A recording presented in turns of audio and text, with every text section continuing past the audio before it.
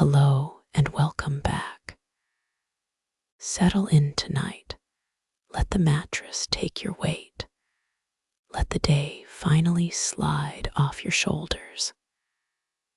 Tonight, we're going looking for a lost city that has never actually been found, and as we'll gently discover together, was probably never meant to be found at all.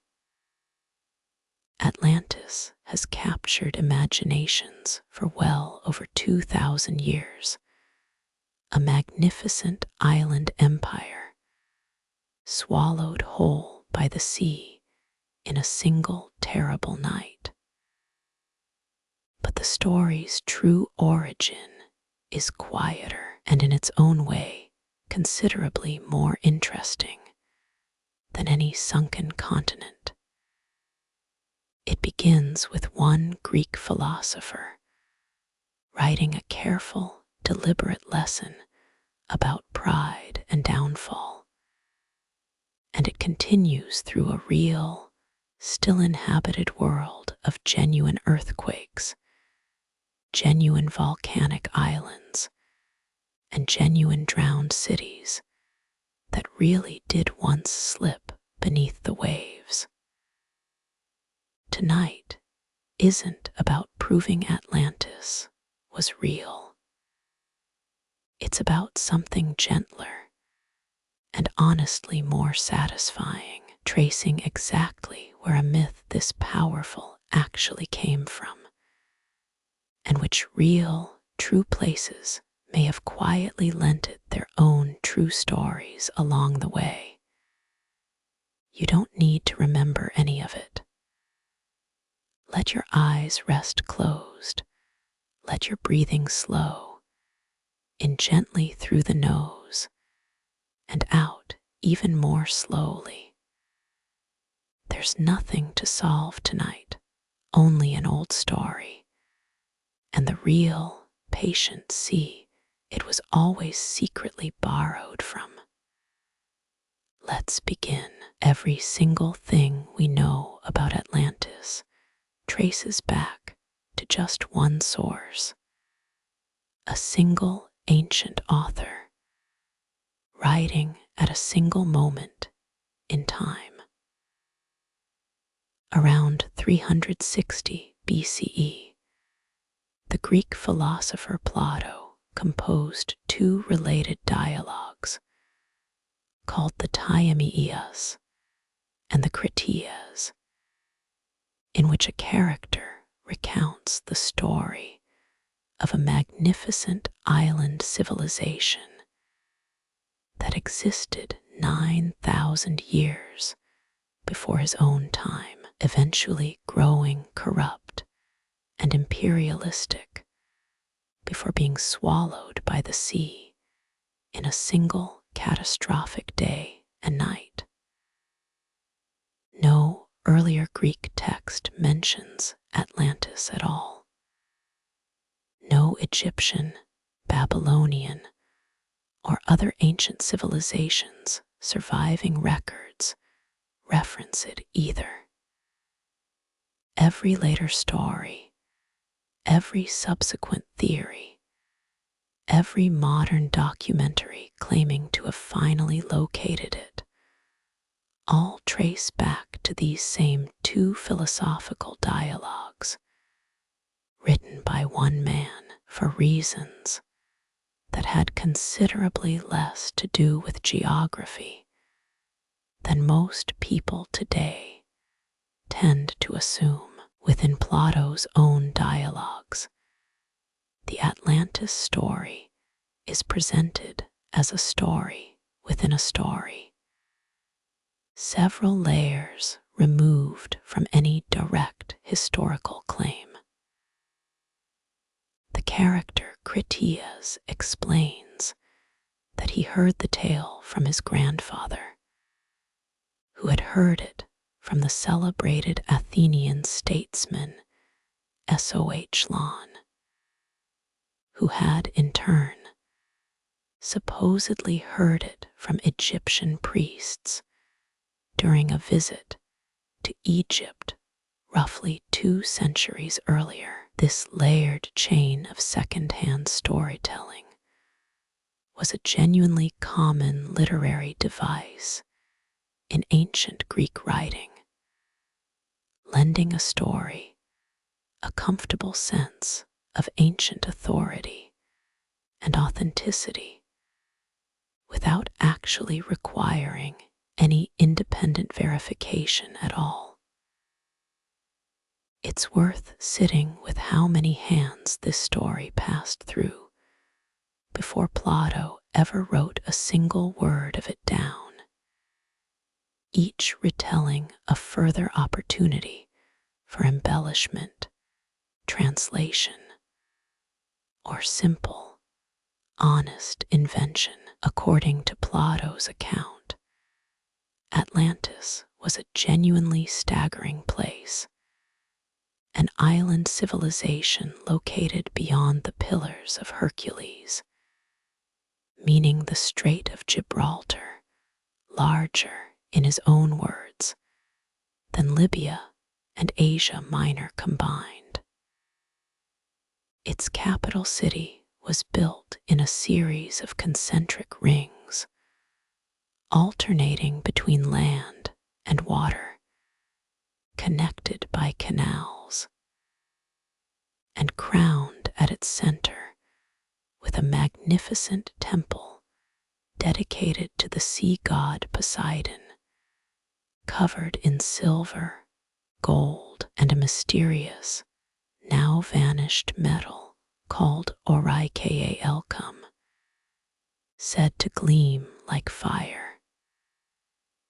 The island supported abundant agriculture, exotic wildlife, including elephants, and a sophisticated, highly organized society governed by 10 kings descended directly from Poseidon himself, ruling in careful, coordinated harmony across the empire's various territories. For all its wealth and sophistication, Plato's Atlantis eventually succumbed to a very deliberate kind of moral decline, gradually losing the divine, virtuous nature of its founding rulers as it mixed increasingly with ordinary mortal humanity across many generations. Its people grew greedy and power-hungry, eventually launching an unprovoked, imperialistic war against the rest of the Mediterranean world, only to be decisively defeated by a smaller, more virtuous, and more disciplined ancient Athens. Shortly afterward, in a single day and night of catastrophic earthquakes and flooding, Atlantis sank entirely beneath the sea, disappearing forever. It's worth noticing, even from this brief summary alone, how neatly the story's entire structure serves a clear moral lesson: virtue triumphing over corrupted power, considerably more than it serves as any kind of careful geographical record. Plato's Atlantis story doesn't appear in isolation, but directly follows his famous dialogue, The Republic, in which he carefully outlines his own vision of an ideal, justly governed society.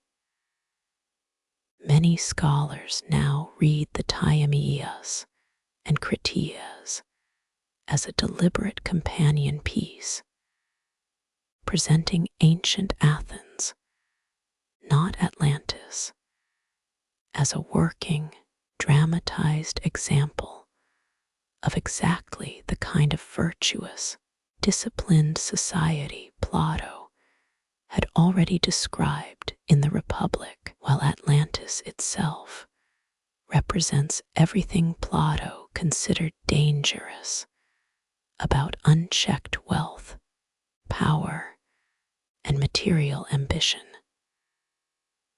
The story's real purpose, in other words, was likely never to document an actual lost civilization at all, but to illustrate, through vivid, memorable narrative, an argument Plato had already been making through more abstract philosophical reasoning elsewhere in his work. Even in the ancient world itself, opinion was genuinely divided over whether Plato's Atlantis was meant to be understood as literal history or deliberate allegory. Plato's own student, Aristotle, is reported to have remarked, with a certain dry wit, that he who invented it also destroyed it, clearly treating the entire story as his teacher's own philosophical fiction, rather than a genuine historical account. Another ancient philosopher, Crantor, writing not long afterward, apparently took the opposite view, insisting the story reflected genuine historical events passed down through legitimate tradition. This same basic disagreement, invented allegory or garbled historical memory, has, remarkably, continued essentially unchanged and unresolved for well over 2,000 years since. One especially telling detail undermines Atlantis's plausibility as literal history, hiding in plain sight within Plato's own account. He dates the war between Athens and Atlantis to 9,000 years before Sohlan's own era, meaning roughly 600 BCE, a period considerably before the invention of agriculture, writing, or anything resembling the sophisticated, metalworking, city-building civilization Plato so vividly describes anywhere in the genuine historical or archaeological record. No civilization remotely matching Atlantis's described sophistication existed anywhere on Earth at that specific time. A genuine chronological problem that even sympathetic modern researchers have had to creatively reinterpret, sometimes proposing Plato or his sources simply made a significant transcription or translation error somewhere along that long, many-handed chain of retelling. Modern classical scholars examining Plato's broader body of work have identified several other likely, entirely non-Atlantean sources of creative inspiration for the story, rather than requiring any genuine lost civilization at all. Plato was writing not long after Athens's own disastrous, overreaching invasion of Sicily in 415 to 413 BCE. a genuinely catastrophic military campaign born from exactly the same kind of imperial overconfidence Atlantis itself displays in the story. Scholars have also pointed to the destruction of the real Greek city of Helike, swallowed by the sea after a catastrophic earthquake in 373 BCE, occurring during Plato's own adult lifetime, as a vivid, immediate, real-world example of sudden coastal catastrophe that he could easily have drawn upon for his own dramatic, fictional purposes. Let's spend some real time with Helike, since unlike Atlantis, it's a genuine historical place, and its true story turns out to be every bit as dramatic as anything Plato ever imagined. Helike was a prosperous, important Greek city located in the region of Achaia, along the northern coast of the Peloponnese, home to a celebrated sanctuary dedicated to Poseidon, the very same sea god whose temple anchors the center of Plato's fictional Atlantis. In the winter of 373 BCE, a powerful earthquake struck the region, followed immediately by a devastating tsunami that swept in from the Archaeology Gulf, destroying the city entirely and submerging it beneath what ancient writers described as newly formed coastal waters. Ancient historians recorded that every single inhabitant of Helike perished in the disaster, an entire prosperous city gone in a single terrible night, a detail that echoes Plato's own Atlantis story almost precisely.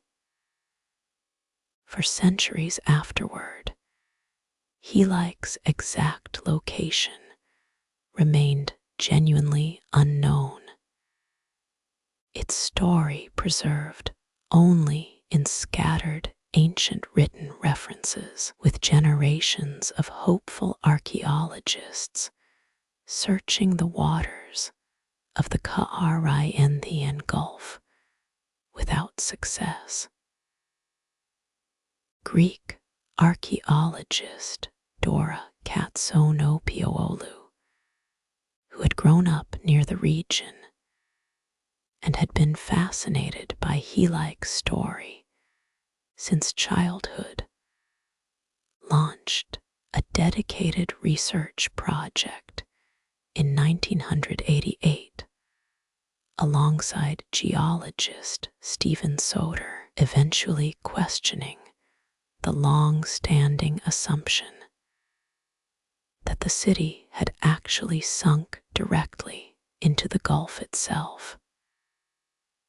Working from a careful re-examination of ancient textual descriptions, they proposed instead that Helike might have sunk into a coastal lagoon, which had since silted up entirely and become ordinary dry land, hiding the ancient city not beneath open water at all, but directly beneath modern agricultural fields. In the summer of 2001, after well over a decade of patient, dedicated searching, Katsonopiolu and Soder's team finally succeeded, locating genuine architectural remains, pottery,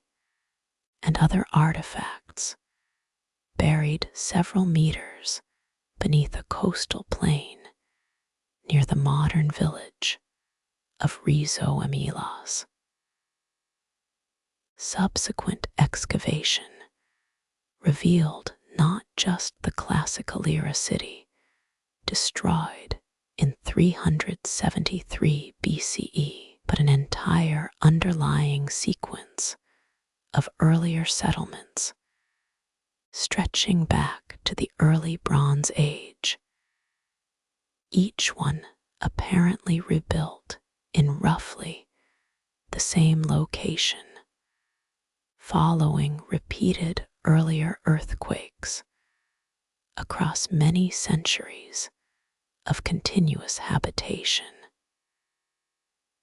It stands as one of the clearest, most well-documented real-world examples anywhere in the ancient Mediterranean of a genuinely prosperous coastal city swallowed suddenly by exactly the same kind of catastrophic single-night disaster Plato later used to end his own fictional island empire. What makes Helike's rediscovery particularly meaningful for tonight's journey is how precisely its confirmed details echo Plato's own account. A coastal city, closely associated with the worship of Poseidon, destroyed suddenly and completely by earthquake and flood. Its exact location subsequently lost for centuries. Plato was an adult, actively living and writing in Athens when Helike's destruction occurred, and the disaster would have been widely known and discussed throughout the entire Greek world at the time. While no direct textual evidence proves Plato was consciously thinking of Helike specifically while writing Atlantis, the parallel is difficult to entirely dismiss as pure coincidence. Sometimes the clearest evidence for how a myth was actually born isn't a single smoking gun at all, but simply a real, well-documented disaster, unfolding at precisely the right moment in precisely the right storyteller's own lifetime.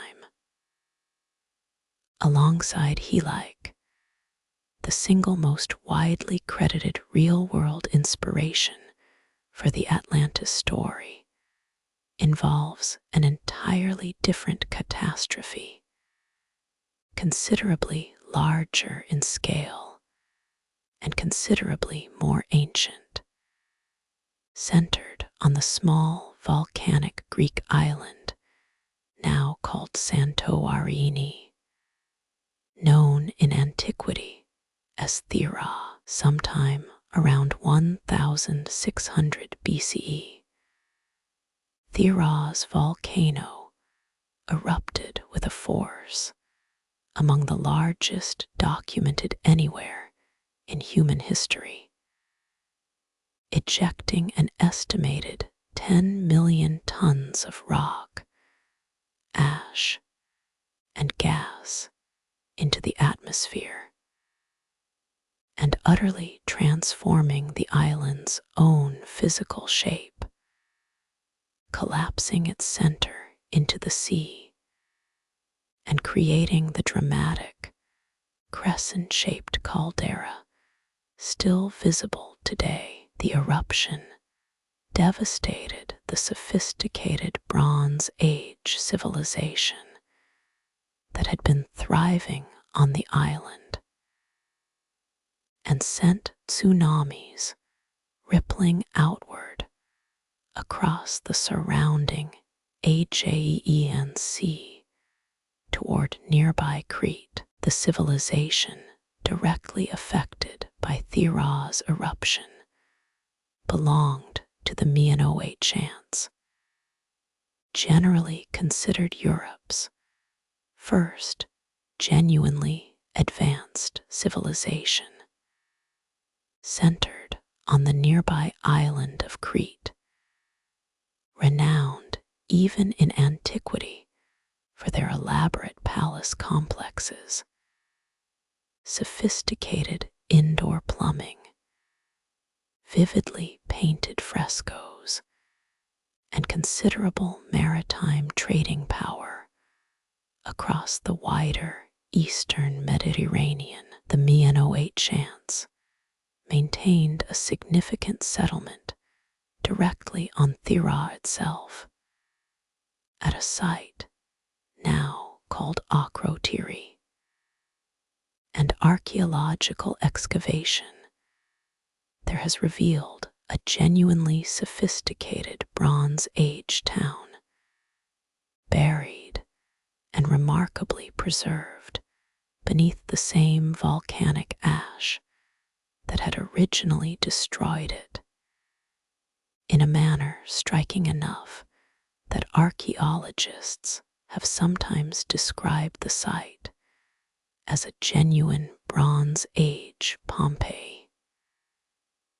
Excavations at Akrotiri, ongoing since the 1960s, under Greek archaeologist Spirithon Marianaeachtos, have revealed multi-story buildings with genuine indoor plumbing and drainage systems, elaborately painted wall frescoes depicting ships, monkeys, and elegant, richly dressed figures, and considerable stores of preserved pottery and household goods, offering an extraordinarily detailed window into daily Minoan life immediately before the catastrophe struck. Remarkably, unlike the sudden, complete destruction that famously preserved Pompeii's own victims in place, no human remains or valuable portable possessions have been found anywhere at Akrotiri, strongly suggesting the town's population received sufficient warning, likely from preliminary earthquakes and minor eruptions, to fully evacuate before the volcano's truly catastrophic final explosion actually occurred. Following the Thera eruption, the wider Minoan civilization entered a period of serious, sustained decline, with several major coastal sites on Crete showing genuine evidence of tsunami damage, and the broader Minoan palace system eventually collapsing entirely within roughly a century or so afterward, ultimately giving way to Mycenaean Greek dominance across the region. Some researchers propose the eruption's ash fall may have also damaged Minoan agricultural land and disrupted the maritime trade networks the civilization's prosperity so heavily depended upon, compounding the disaster's damage well beyond the initial physical destruction alone. Whether the eruption alone caused the Minoan collapse or simply weakened an already strained civilization, enough to leave it vulnerable to other pressures, remains a genuinely active area of ongoing scholarly research and debate. Several researchers have proposed a genuinely compelling, if ultimately unprovable, chain connecting Thera's real eruption directly to Plato's fictional account, suggesting that ancient Egyptian records, themselves potentially referencing the eruption's dramatic climate effects,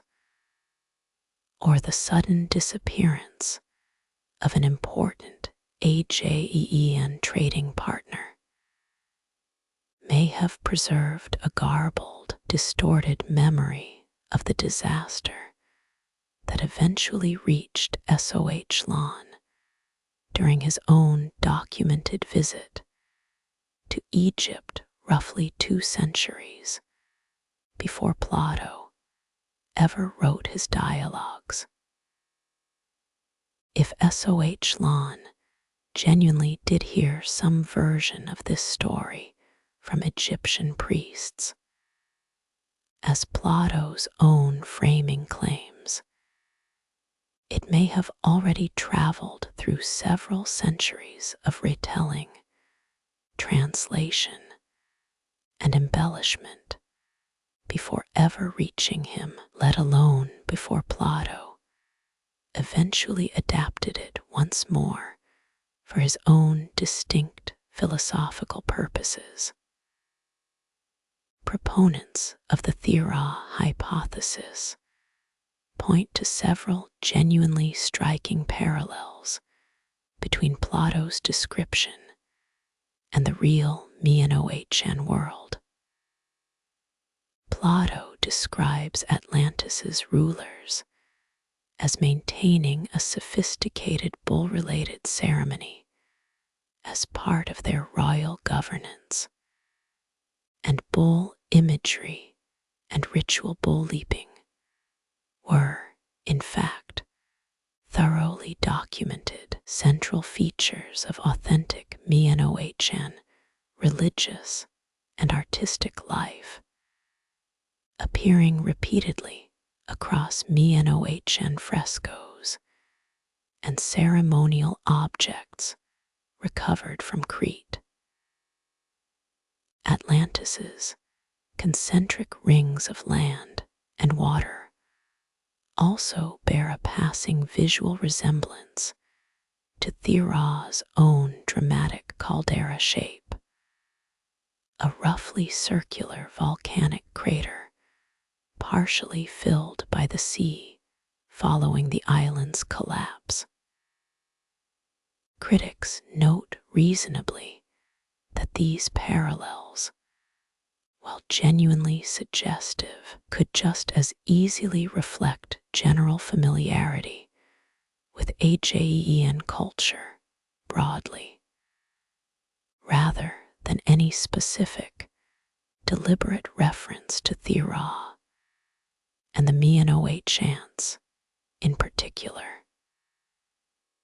The Thera hypothesis's most significant weakness involves geography and scale, since Plato explicitly places Atlantis beyond the Pillars of Hercules in the Atlantic Ocean and describes an island larger than Libya and Asia Minor combined, an impossible match for the comparatively small, entirely Mediterranean island of Thera.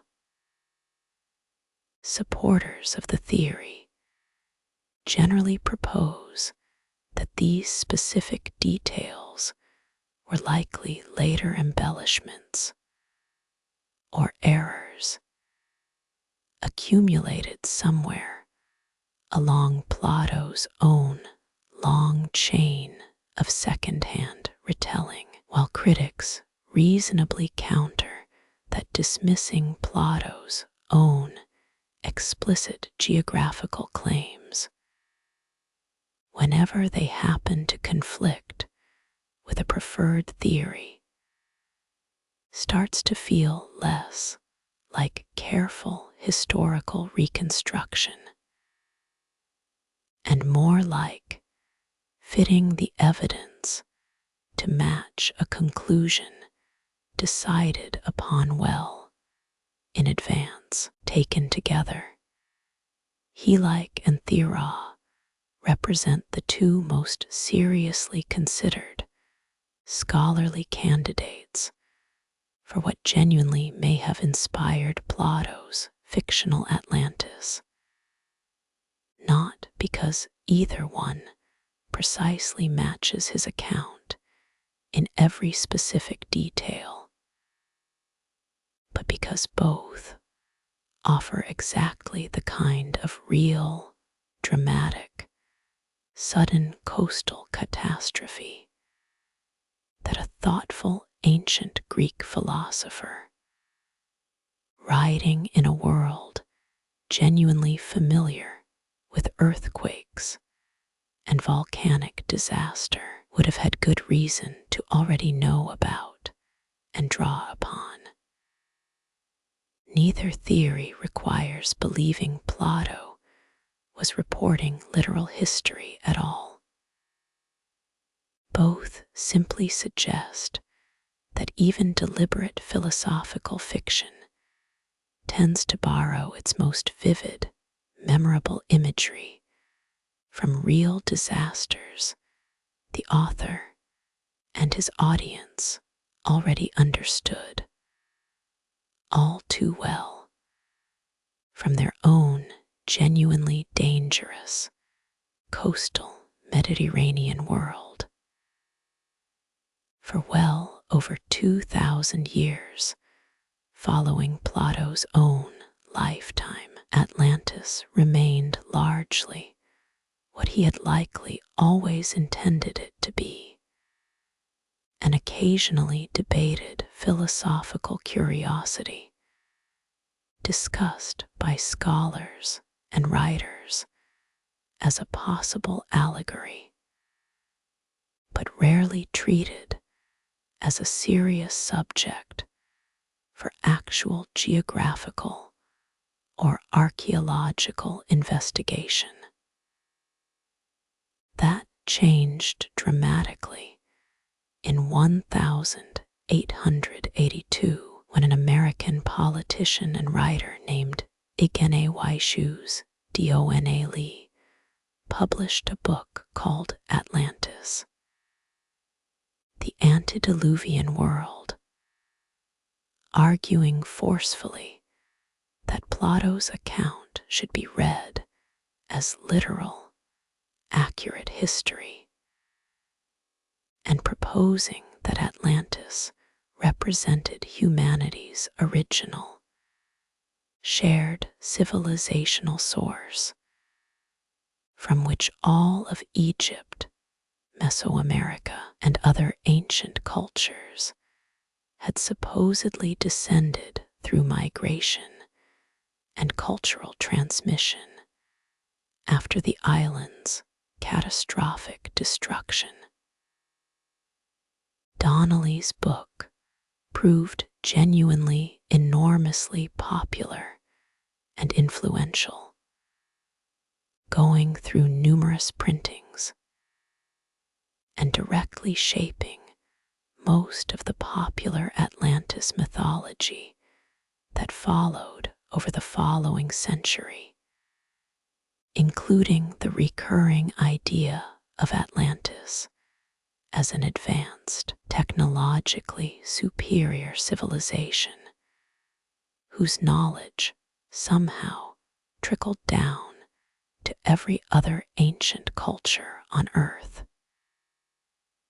It's worth being honest, though, about a genuinely uncomfortable dimension of Donnelly's underlying argument, since he explicitly framed Atlantis as having been ruled by what he described as a superior, fair-skinned race, and used his diffusionist theory partly to explain away genuine archaeological achievements of non-European civilizations, suggesting they couldn't have developed sophisticated culture entirely on their own, but must have inherited it from this same imagined lost, light-skinned source.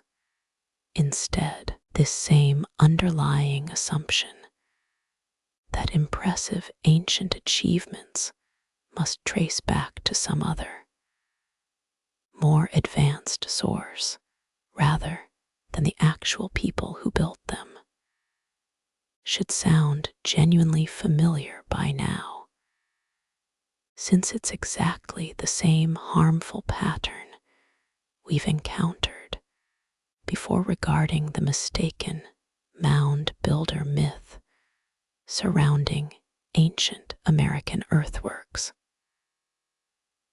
Donnelly's Atlantis theory functioned in practice as a considerably larger scale version of that same basic idea applied globally rather than just to a single region. It's worth naming this clearly, not to dismiss every subsequent Atlantis theory as automatically bearing the same intent, but simply to understand honestly where so much of the modern, popular Atlantis mythology actually originated, and what cultural assumptions it was quietly built upon from the very beginning. Donnelly's ideas found an eager, receptive audience among several influential esoteric and spiritual movements gaining popularity during this same general period, most notably the OSSOP, a spiritual movement founded by Helike Blavatsky, who incorporated an elaborate, expanded version of Atlantis directly into her own broader cosmological teachings, describing it as one of several successive root races in humanity's spiritual evolution. Rodolphe St. Weiner, another influential esoteric thinker working within this same broader tradition, further developed his own detailed teachings about Atlantean civilization and its supposed spiritual technology.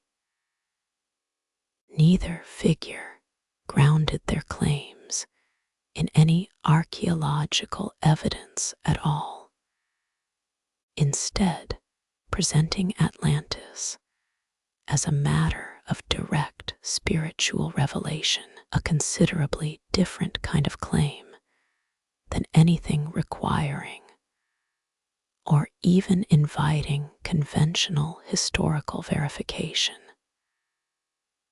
Perhaps the single most influential 20th century Atlantis figure was Edgar Kayc, an American who claimed the ability to enter self-induced trance states and channel information about the past, present, and future, earning him the popular nickname, the Sleeping Prophet.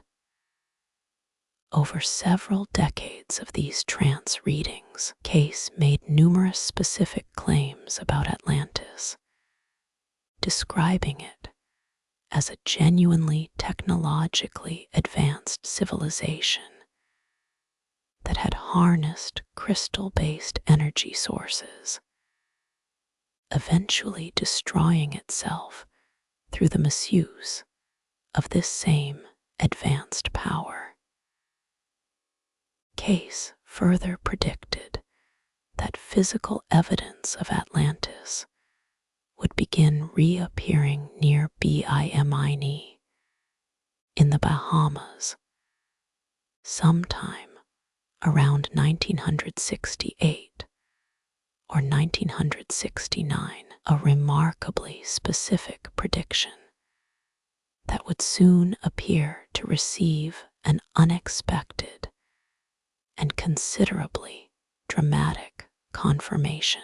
In 1968, divers exploring shallow waters off North Bedtime Island discovered a striking underwater formation, a roughly half-mile-long line of large, flat, rectangular limestone blocks arranged in a pattern that, to many observers, closely resembled a deliberately constructed ancient roadway or wall.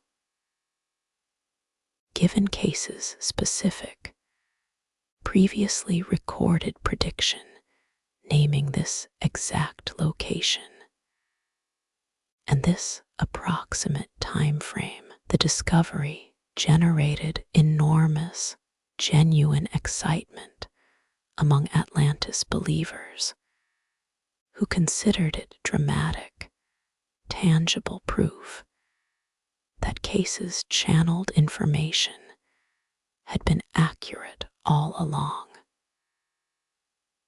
The formation quickly became known as the Bedtime Road and remains, to this day, one of the most frequently cited pieces of supposed physical evidence for Atlantis anywhere in popular discussion. Geologists who have carefully studied the Bedtime Road directly have consistently identified it as a naturally occurring formation called beak rock, a genuinely well-documented type of limestone that forms relatively rapidly within the intertidal zone of tropical beaches. As calcium carbonate dissolved in seawater gradually cements loose sand and shell fragments together into a solid, layered rock. Beak rock characteristically fractures along straight, remarkably regular lines as it ages and becomes exposed, frequently producing exactly the kind of rectangular, block-like appearance that can look genuinely deliberate and engineered to an untrained eye. Radiocarbon dating of shell material embedded directly within the Bedtime formation returned ages of roughly 2,000 to 4,000 years, far too recent to match Plato's own stated Atlantis timeline, and entirely consistent with ordinary natural beak rock formation rather than any deliberately constructed ancient architecture. No verified tool marks, cut stones, or any other unambiguous evidence of deliberate human construction have ever been found at the Bedtime site, despite decades of considerable, dedicated diving and investigation by both professional geologists and enthusiastic Atlantis researchers alike. the formation's genuinely striking visual resemblance to an ancient roadway remains a compelling, understandable example of exactly the same pattern recognition instinct we've explored on other nights, our minds readily finding deliberate design in what patient, ordinary natural processes actually produced entirely on their own. Case's specific prediction, meanwhile, remains impossible to verify or evaluate through any conventional scientific method, since it rested entirely on claimed psychic ability rather than any documented, testable methodology open to independent confirmation. Beyond the BIMINE prediction, Edgar Kayc also claimed that a hidden hall of records containing the complete preserved history and advanced knowledge of Atlantis would eventually be discovered somewhere beneath the Great Sphinx of Giza. Predicting this particular revelation would occur before the close of the 20th century. No such chamber has ever been found beneath the Sphinx, despite considerable genuine archaeological investigation of the site over the following decades, including ground-penetrating radar surveys that identified various natural fissures and minor cavities, none matching anything resembling the vast repository of Atlantean wisdom cases followers had confidently anticipated. The prediction's failure to materialize hasn't meaningfully diminished Case's ongoing popularity among believers, many of whom have simply revised their expectations toward some unspecified future date instead. It's worth pausing honestly on one further, more troubling chapter in Atlantis's modern history, since the idea's association with claims of a superior, vanished master race made it genuinely appealing to certain elements within Nazi Germany's own occult and racial ideology. Heinrich Himmler's Ahnenerbe research organization, established to provide pseudoscientific support for Nazi racial theories, took a genuine interest in Atlantis and related Aryan origin myths, treating them as potential evidence supporting the regime's own deeply harmful ideas about racial hierarchy and origin.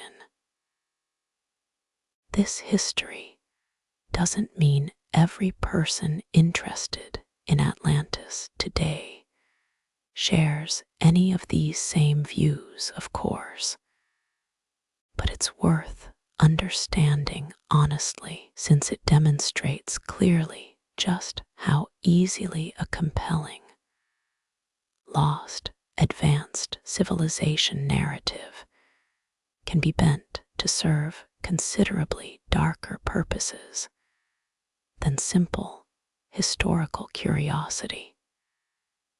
Taken together, Donnelly's racially inflected diffusionism, the OSSOF's spiritual root races, cases channeled prophecies, and Nazi Germany's own occult racial theorizing reveal something genuinely important about Atlantis's entire modern history, distinct from its original ancient Greek philosophical purpose. Nearly every major revival of the Atlantis story across the past century and a half has been built, to varying and sometimes genuinely troubling degrees, on the underlying assumption that certain achievements or peoples must be secretly superior, older, or more advanced than the ordinary historical record actually shows. Recognizing this pattern doesn't require condemning simple curiosity about a compelling ancient myth. It simply means approaching each specific claim with the same honest, careful scrutiny we've tried to bring to every other story across these nights together. Let's turn now to the most recent major wave of Atlantis speculation, centered on a genuinely spectacular geological feature in the Sahara Desert of Morai-Tiawainia, known locally as Gwelb Richat, and more popularly as the Richat Structure, or the Eye of the Sahara. Visible clearly even from orbit, the formation consists of a series of concentric circular ridges spanning roughly 25 miles across, giving it a striking, almost deliberately designed bullseye appearance when viewed from directly above. In September of 2018, a popular YouTube video proposed that this same formation precisely matched Plato's description of Atlantis's own concentric rings of land and water, reigniting enormous public fascination and drawing millions of views, along with considerable mainstream media coverage. Geologists have studied the Richat structure carefully for decades, well before its recent viral Atlantis fame, and their conclusions are genuinely well established and consistent. When the formation was first identified in the 1930s, some researchers initially wondered whether it might represent an ancient meteorite impact crater, but subsequent fieldwork conducted throughout the 1950s and 60s found none of the telltale physical evidence, including shocked quartz and other specific high-pressure minerals, that a genuine impact event would necessarily leave behind. Instead, geologists identified the Richat structure as a deeply eroded geological dome, formed roughly 100 million years ago when molten rock pushed upward from below the Earth's surface without ever actually breaking through, before many subsequent millions of years of wind and water erosion gradually exposed its distinctive, layered concentric rings. The Atlantis claim faces several genuinely serious, specific problems beyond the formation's confirmed natural geological origin.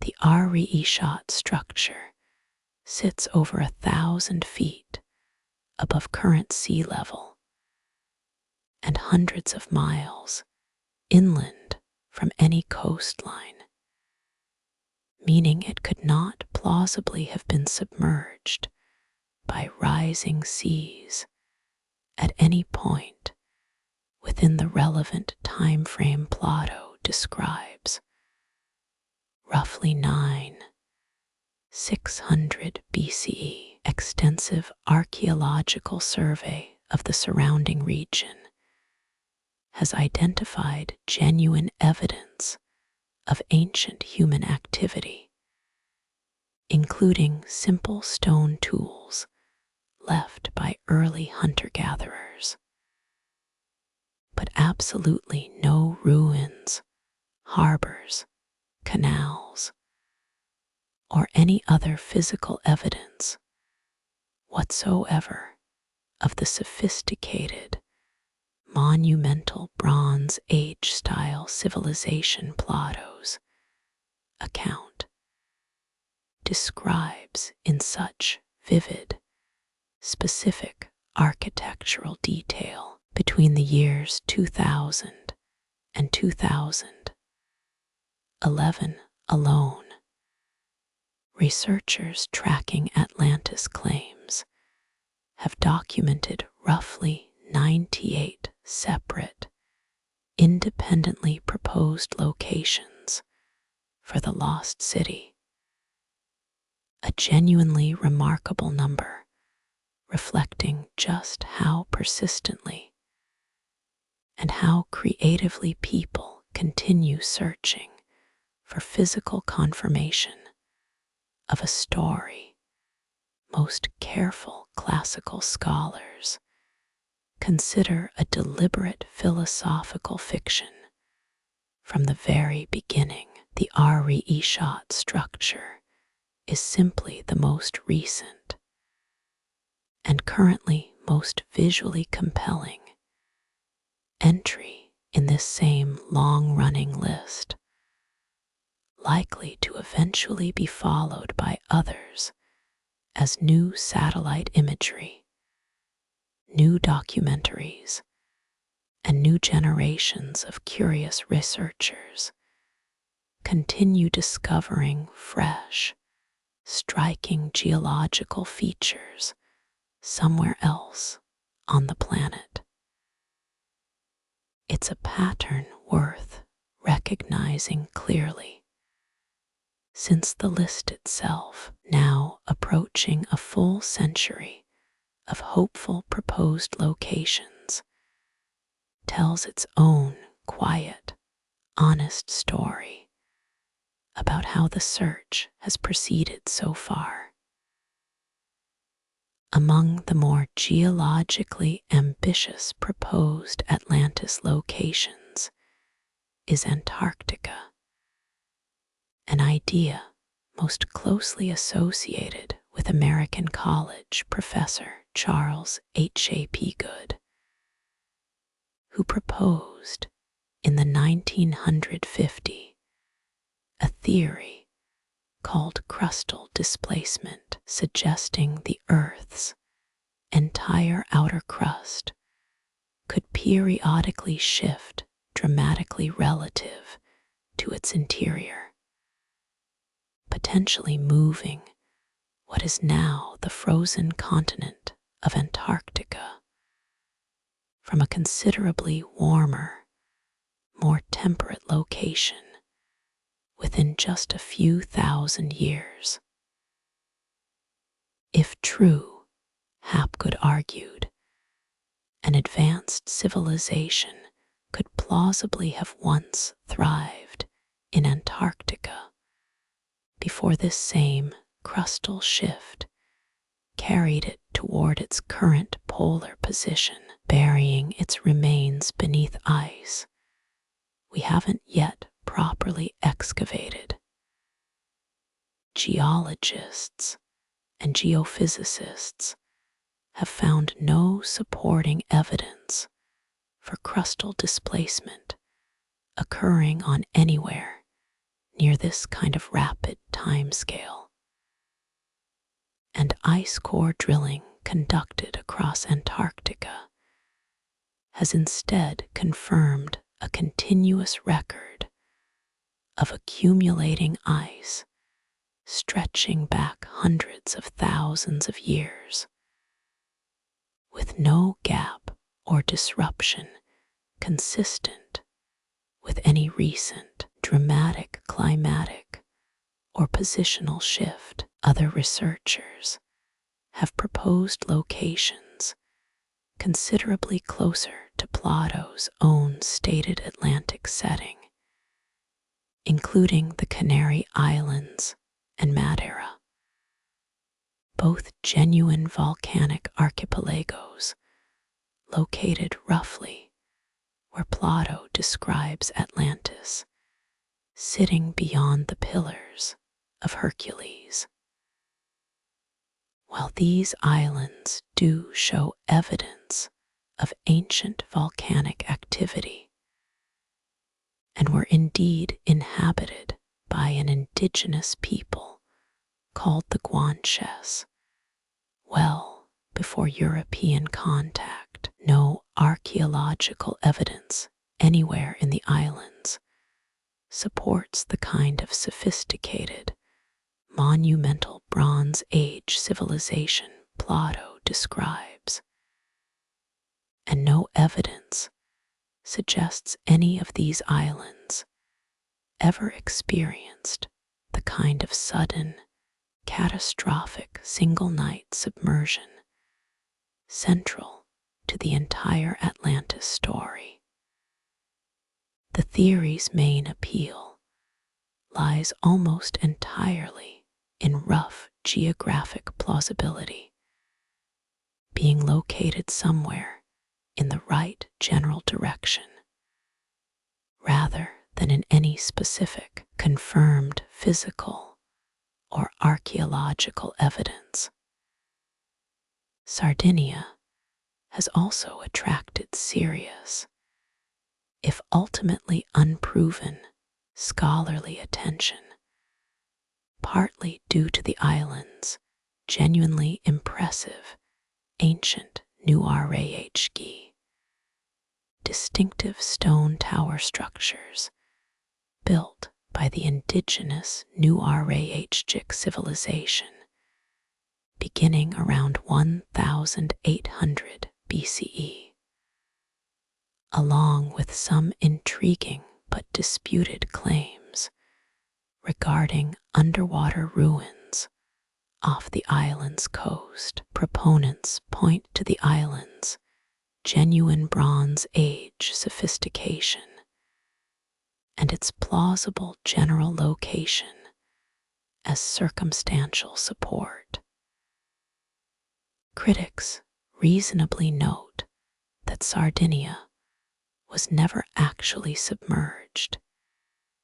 Its Nuarahki towers remain very much above water and thoroughly documented today, meaning any Atlantis connection would require reinterpreting Plato's specific, repeated claims about total submersion as significant exaggeration or error, the same basic problem that has quietly undermined nearly every other proposed location we've encountered across tonight's journey. Off the western coast of Cuba, sonar surveys conducted in the early 2000s identified unusual geometric-looking formations on the seafloor at a depth of roughly 2,000 feet, briefly generating considerable excitement when initial reports described the shapes as resembling pyramids and other deliberately constructed architecture. Subsequent, more careful analysis by professional marine geologists found the formations were consistent with entirely natural rock formations, and crucially, the extreme depth involved would require the region to have been submerged for many hundreds of thousands of years for any human civilization to have once built there. A timeline far too ancient to match any plausible human society, let alone Plato's specifically stated Atlantis chronology. No further serious scientific follow-up investigation has substantiated the original, more sensational claims underlying nearly every proposed sunken continent theory, including Donnelly's original 19th century version, is a basic geological claim that modern plate tectonics has since thoroughly, definitively ruled out. Continents are composed of considerably lighter, more buoyant rock than the denser oceanic crust beneath the world's seafloors, meaning continental landmasses simply cannot sink into the ocean the way a boat might sink into water, regardless of how severe any earthquake or volcanic event might be. When Donnelly wrote his original 1882 book, plate tectonics hadn't yet been developed as a scientific theory, and considerably less was understood about the ocean floor's actual composition and structure, making his proposed sinking continent seem, at the time, like a genuinely reasonable geological hypothesis, rather than the physical impossibility modern geology now confirms it to be. Detailed modern mapping of the entire Atlantic seafloor, conducted using sonar and satellite-based gravity measurements, has produced remarkably comprehensive coverage of the ocean's actual underwater terrain, revealing underwater mountain ranges, the mid-Atlantic ridge, and countless smaller geological features in genuinely impressive detail. Nowhere within this extensively mapped terrain does any feature resemble a recently submerged continental landmass, roughly the size Plato describes, complete with cities, canals, or any other trace of monumental ancient architecture. If an advanced civilization, the size Plato describes, had genuinely existed and sunk within the Atlantic Ocean as recently as roughly 11,500 years ago, considerably clearer physical evidence would very likely have already surfaced somewhere within this same remarkably thorough modern survey coverage by now. It's worth pausing to genuinely appreciate just how much careful modern science has actually accomplished in quietly, patiently closing off Atlantis's most literal geographical possibilities, one discipline at a time. Geology rules out a sinking continent. Plate tectonics explains why continental landmasses simply don't behave that way at all. Sonar mapping has surveyed the relevant ocean floor in considerable, genuine detail. Archaeology has found no supporting ruins at any of the dozens of seriously proposed locations. None of this careful, converging evidence proves Plato was lying, or that his story lacks any value at all. It simply means, considered together, that treating Atlantis as literal, undiscovered history requires ignoring an increasingly large and genuinely well-established body of separate, independent scientific evidence, all pointing in essentially the same quiet, consistent direction. It's worth stepping back to notice that Atlantis isn't actually unique in its basic narrative shape at all, but belongs to a genuinely widespread, cross-cultural pattern of stories describing a lost golden age, a once great civilization or era that flourished before some catastrophic decline.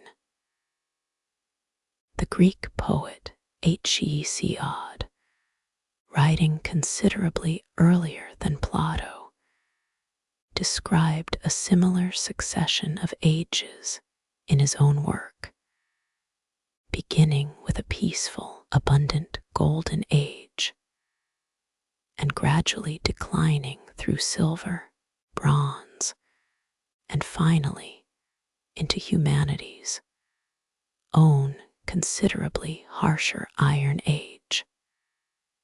Similar lost Golden Age narratives appear across an enormous range of otherwise unrelated cultures worldwide, suggesting this particular story shape reflects something genuinely universal about how human societies tend to imagine and process their own relationship with the past, rather than any specific memory of one single particular lost civilization.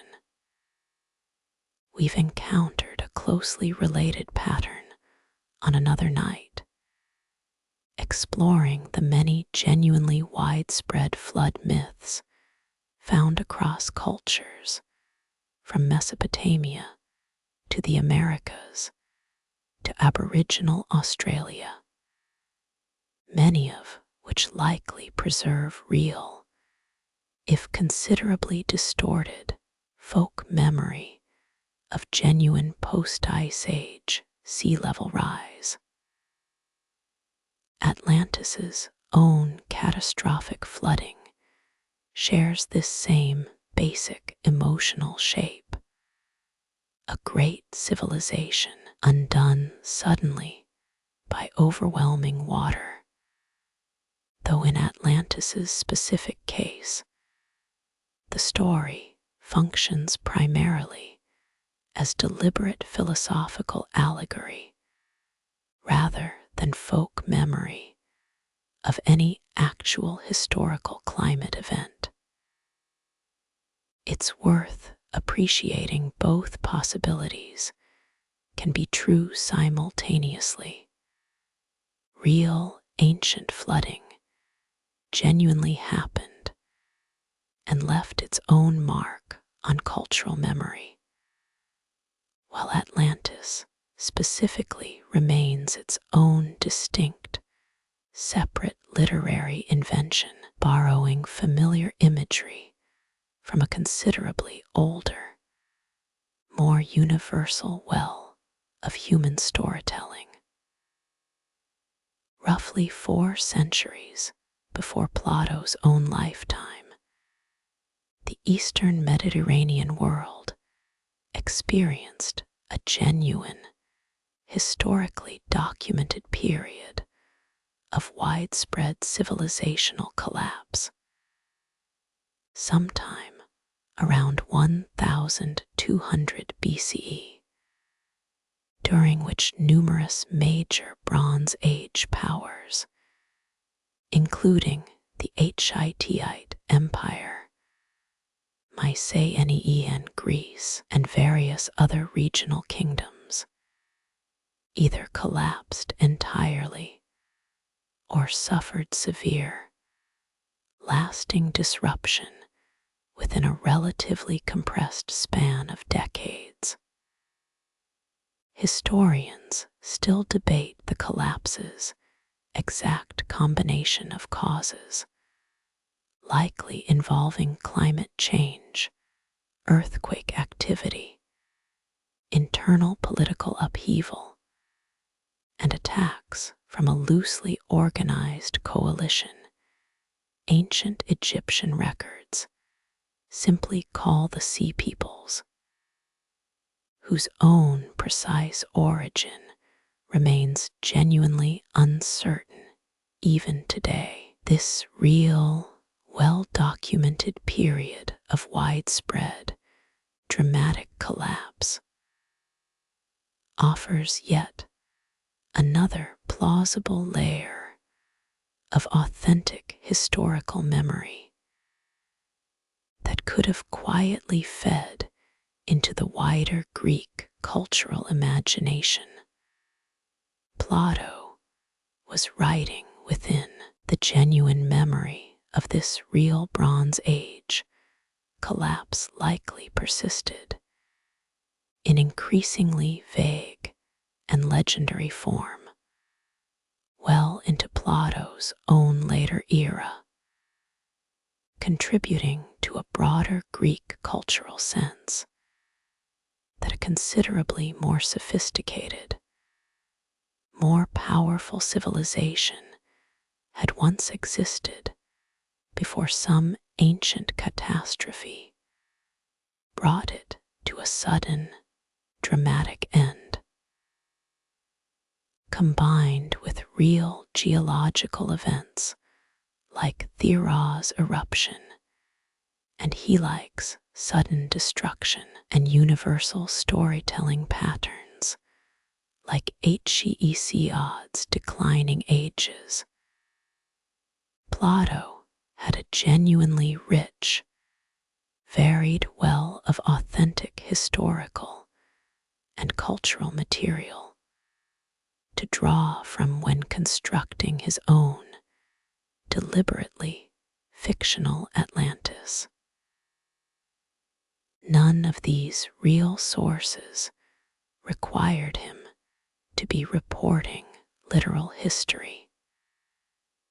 They simply gave his careful philosophical allegory the vivid, emotionally resonant texture that has apparently kept audiences genuinely fascinated for well over 2,000 years since. It's worth spending a little more time with the considerably less famous half of Plato's own story, since Atlantis was never actually meant to stand alone. In Critias's telling, ancient Athens, existing at this same impossibly distant 9,000-year remove, was governed by a small, disciplined class of citizen warriors living simply and communally, holding no private property, dedicating themselves entirely to defending and governing their city with genuine wisdom and restraint. This ancient Athens successfully repelled Atlantis's invading forces, not through greater wealth or larger armies, but through precisely the kind of disciplined virtue Plato had already spent the entire republic carefully describing as the foundation of any genuinely well-ordered, just society. Reading Atlantis and ancient Athens together, as Plato clearly intended, the entire story resolves into a considerably clearer, more coherent philosophical argument than either half manages entirely on its own. Atlantis represents unchecked material wealth, technological sophistication, and expansionist ambition, gradually corrupting even a civilization that began, according to the story, with genuinely divine origins. Ancient Athens represents Plato's own preferred alternative, disciplined simplicity, communal virtue, and careful, wise governance, ultimately proving stronger and more resilient than Atlantis's overwhelming material advantages. It's a genuinely elegant piece of philosophical storytelling, precisely the kind of memorable, dramatic illustration a skilled teacher might reasonably invent to make an already carefully reasoned philosophical argument land considerably more vividly with his audience. It's worth asking honestly, as we approach the midpoint of tonight's own journey, exactly why Atlantis specifically, among so many other ancient myths and legends, has managed to capture such persistent, enduring modern fascination. Part of the answer likely lies in the story's genuinely open-ended geography. Plato never specifies Atlantis's precise location with anything like the same detail he gives its architecture and society, leaving considerable creative room for each subsequent generation to place it wherever their own particular curiosity or their own particular cultural assumptions happen to lead them.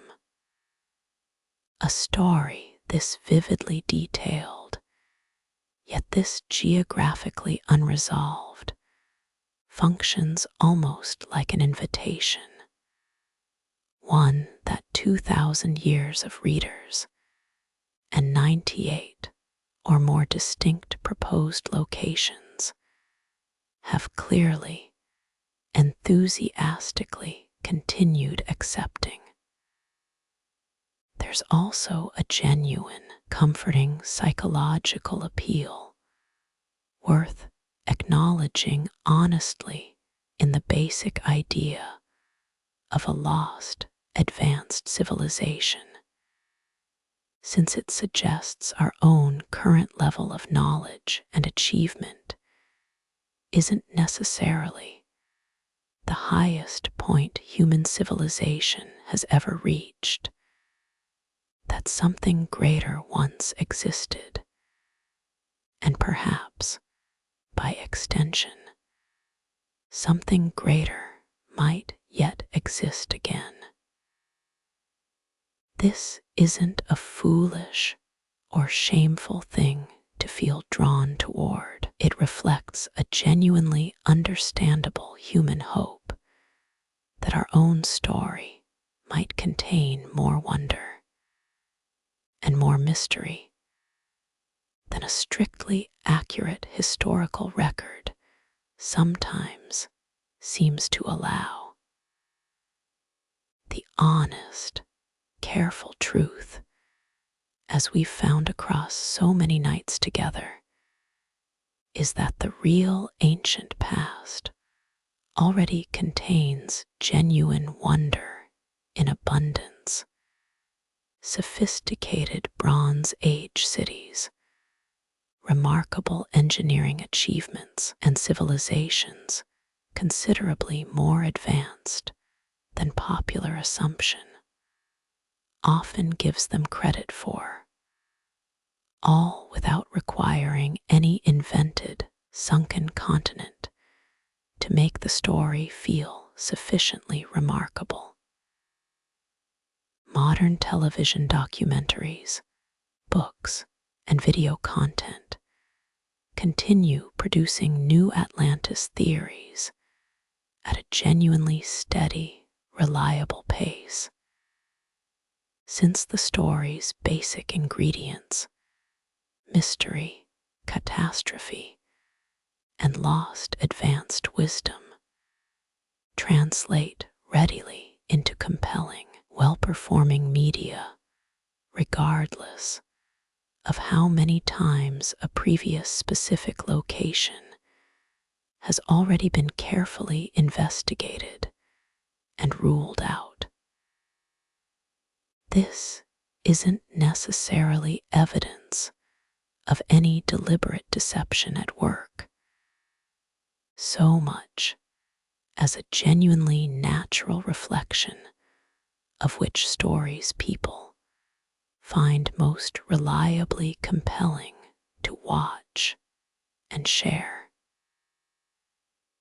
Recognizing this pattern doesn't require dismissing every future Atlantis documentary automatically. It simply means bringing exactly the same patient, careful questions we've practiced across tonight's entire journey to whatever the next confidently proposed location eventually turns out to be. Taking stock of everything we've wandered through so far tonight, Plato's careful philosophical allegory, Helike's genuine sudden destruction, Thera's genuinely catastrophic eruption, Donnelly's troubling 19th century revival, Case's psychic predictions,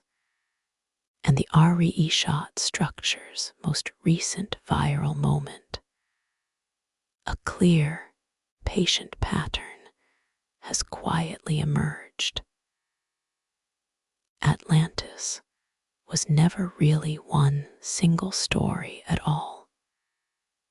It's been continuously rewritten, reimagined, and repurposed by nearly every subsequent generation that has encountered it, each one finding their own particular reasons to want the story to be literally true, and each one, so far, coming up genuinely empty-handed when it comes to actual physical evidence. We're roughly at the midpoint of tonight's own patient journey through this story, and it feels like a fitting moment to pause and simply notice how much genuine, real history we've already covered along the way without ever actually needing Atlantis itself to be real at all. A real Greek city really did sink beneath a lagoon in a single terrible night. A real volcanic island really did explode with a force that reshaped an entire Bronze Age civilization. These true stories don't need Atlantis's myth attached to them to remain genuinely remarkable. If anything, they are rather more impressive once you set the borrowed myth aside and simply look at what actually provably happened. There's something fitting about pausing here, roughly halfway through tonight's own patient search for a city that was likely never meant to be found, to say one small, simple thing. If these slow, real journeys through the ancient past are helping you drift off, a like or a quiet comment helps this little channel find its way to more tired minds out there. Nothing to think about right now, just something to remember whenever you're awake enough to. For now, let's keep going, further into the real, patient history, still quietly waiting underneath this old, beloved myth. Let's return to Archaeology for a moment, since the site has continued yielding genuinely remarkable discoveries in the decades since its initial excavation began. Among its most striking preserved features are elaborate multi-panel frescoes depicting scenes of daily Minoan life, including a celebrated painting, sometimes called the flotilla fresco, showing an entire fleet of ships processing between different Aegean towns, offering historians an extraordinarily rare, detailed glimpse of genuine Bronze Age maritime culture and coastal architecture. Excavators have also recovered sophisticated multi-story building foundations, complete with light wells, designed to bring natural illumination deep into interior rooms, along with genuine indoor toilets connected to a functioning drainage system. Technology that wouldn't become commonplace again in much of Europe for well over 2,000 years afterward. Archaeology's excavation remains genuinely ongoing today, with archaeologists continuing to carefully uncover additional sections of the ancient town beneath a protective modern shelter built specifically to allow research and public visitation to continue safely, regardless of weather. Each new excavation season has continued adding further detail to our understanding of exactly how sophisticated and how suddenly interrupted daily Minoan life on Thera genuinely was in the moments before the volcano's final catastrophic eruption. It stands entirely on its own merits as one of the genuinely great Bronze Age archaeological sites anywhere in the world. Its own real story, considerably richer and more thoroughly documented than anything Plato's brief, second-hand Atlantis account ever actually provides precisely dating Thera's eruption has proven surprisingly difficult, generating a genuine, still unresolved scientific disagreement between two different dating methods. Traditional archaeological dating, based on comparing Egyptian pottery styles found alongside Mian-OHN material, suggests an eruption date closer to 1500 BCE, while radiocarbon dating of preserved olive branches and seeds recovered from the volcanic ash itself points to a somewhat earlier date closer to 1600 BCE. A genuine, roughly century-long discrepancy researchers have yet to fully resolve. This ongoing scientific debate is worth appreciating in its own right, a reminder that even genuinely major, well-studied ancient events can still contain honest, actively investigated uncertainty considerably different from Atlantis's own complete absence of any confirmable physical evidence whatsoever. By volcanic standards, Thera's eruption ranks among the largest documented anywhere in human history, comparable in scale to the catastrophic 1815 eruption of Mount Tamboara in Indonesia, an event so severe it caused the following year to become known across much of the world as the year without a summer, triggering widespread crop failures and unusual weather patterns across Europe and North America.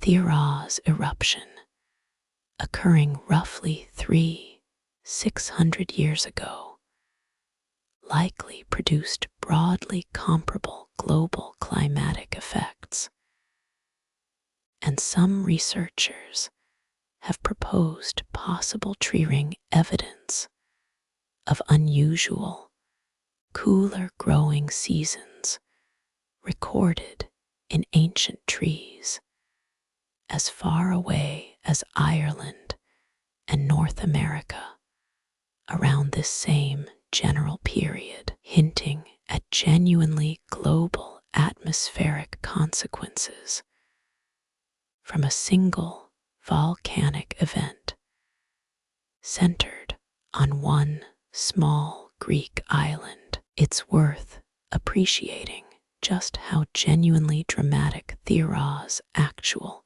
confirmed eruption already was, entirely without any need for Atlantis's mythology attached to it at all. An eruption of this scale would have produced ash columns rising more than 20 miles into the atmosphere, pyroclastic flows racing across the island at speeds exceeding 100 miles per hour, and tsunamis capable of devastating coastlines across the entire eastern Mediterranean. The genuine, confirmed physical reality of Thera's destruction is already a story worth telling on its own considerable merits. A sophisticated Bronze Age civilization, genuinely erased from an island within a matter of hours, its own considerable engineering and artistic achievement buried and remarkably preserved beneath the very same ash that ended it. Similarly, Helike's own real story continues to deepen the further archaeologists excavate the site, with the ongoing Helike project uncovering not just the classical era city, destroyed in 373 BCE, but multiple earlier settlement layers stretching back to at least the early Bronze Age, roughly 2,400 to 2,300 BCE, revealing a genuine pattern of the same coastal community rebuilding itself repeatedly across many centuries, following a documented series of at least 6 significant earthquakes over roughly 10,000 years of continuous, resilient habitation. This considerably longer, more complete story reveals something genuinely valuable Plato's brief Atlantis account never actually provides: a real, detailed record of exactly how an ordinary ancient community faced repeated catastrophe and repeatedly, patiently, chose to rebuild rather than simply disappearing forever. It's worth taking a moment for genuine intellectual fairness here, since not every legendary lost city turns out to be pure invention, and history offers at least a few genuinely important counterexamples worth holding alongside Atlantis's own considerably less successful search.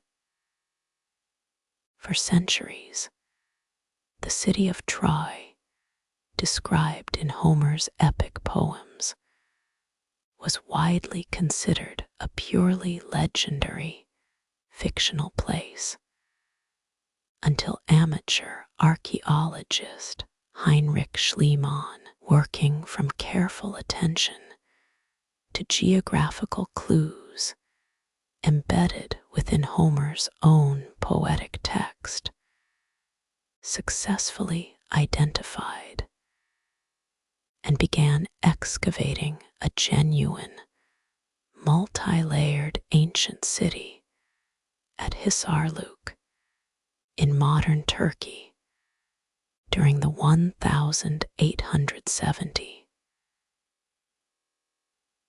Troy's rediscovery reminds us that ancient legend can, at least occasionally, preserve a genuine kernel of real historical geography, even after being considerably embellished through centuries of poetic retelling. A more recent, similarly striking example involves Bar, sometimes called the Atlantis of the Sands, a legendary lost trading city described in ancient Arabian folklore and briefly mentioned in the 1001 Nights, said to have been buried by shifting desert sands as punishment for its ruler's pride. In 1992, a research team led by documentary filmmaker Nike Olas Clapp used declassified satellite imagery originally captured for entirely unrelated purposes to identify ancient camel caravan routes converging at a single point in Oman's remote desert, leading directly to the genuine archaeological rediscovery of a real ancient trading settlement, complete with a large fortified structure that had partially collapsed into a natural sinkhole centuries earlier. Both Troy and Bar offer a genuinely useful, honest contrast to Atlantis's own considerably less successful search, and it's worth being precise about exactly why. In both real cases, the legendary story contained specific, actionable geographical clues. Homer's detailed descriptions of Troy's surrounding landscape, and Arabian folklore's consistent placement of Bar within a specific desert region that researchers could follow toward an actual physical location. Plato's Atlantis, by comparison, offers a genuinely vivid architectural description, but crucially provides no comparably specific, followable geographical trail. An entire ocean, rather than one clearly located region, technically fits his own stated directions. That difference alone likely explains much of why Troy and Bar could eventually be found through patient, methodical searching, while Atlantis, despite considerably more searching effort spread across considerably more locations, has not. It's also worth noting honestly that both Troy and Bar, once actually excavated, turned out to be considerably smaller and less fantastically wealthy than their respective legends had described. Real, important ancient settlements, but not quite the impossibly grand cities of pure poetic imagination. This is a genuinely common, well-documented pattern whenever legend eventually meets careful archaeology. The real discovery is usually more modest and often more human than the story that inspired the search in the first place. If Atlantis does have some genuine, real-world seed of inspiration hiding somewhere within Plato's own layered, second-hand account, the actual place, whatever and wherever it eventually proves to be, would very likely turn out to be considerably smaller and less extraordinary than 9,000 years of retelling have made it sound. Off the southern coast of Greece's Peloponnese Peninsula lies Pavlopitiri, generally recognized today as the oldest known submerged town anywhere in the world. Its remains dating back roughly 5,000 years, considerably predating even the Minoan civilization we explored earlier tonight. First identified by British oceanographer Helike Fleming in 1967, the site includes clearly visible building foundations, courtyards, and orderly street layouts, gradually submerged over many centuries through a slow, gradual combination of rising sea levels and coastal land subsidence, rather than any single sudden catastrophic event. Detailed underwater mapping conducted in 2009 revealed the settlement's full extent, confirming it as a genuine, thriving Bronze Age port town, complete with organized urban planning, considerably more sophisticated than its remote, gradual sinking might otherwise suggest. Pavlo-P.T.R. offers a genuinely valuable final comparison point for tonight's journey, since it demonstrates that authentic submerged ancient cities absolutely do exist and have been properly, carefully documented using conventional archaeological methods without requiring any of Atlantis's own mythological embellishment. Unlike Atlantis's singular, catastrophic single-night submersion, Pavlo-P.T.R. sank slowly, gradually, over multiple centuries, a genuinely different and, in its own way, equally poignant story of a real community's home slowly, patiently disappearing beneath the very same sea it had once depended upon for its livelihood and trade. It's a fitting real-world reminder that the actual ancient Mediterranean already contains genuine drowned cities in considerable abundance, each one worth exploring entirely on its own merits, without needing Atlantis's borrowed name attached to make the story feel sufficiently worthwhile.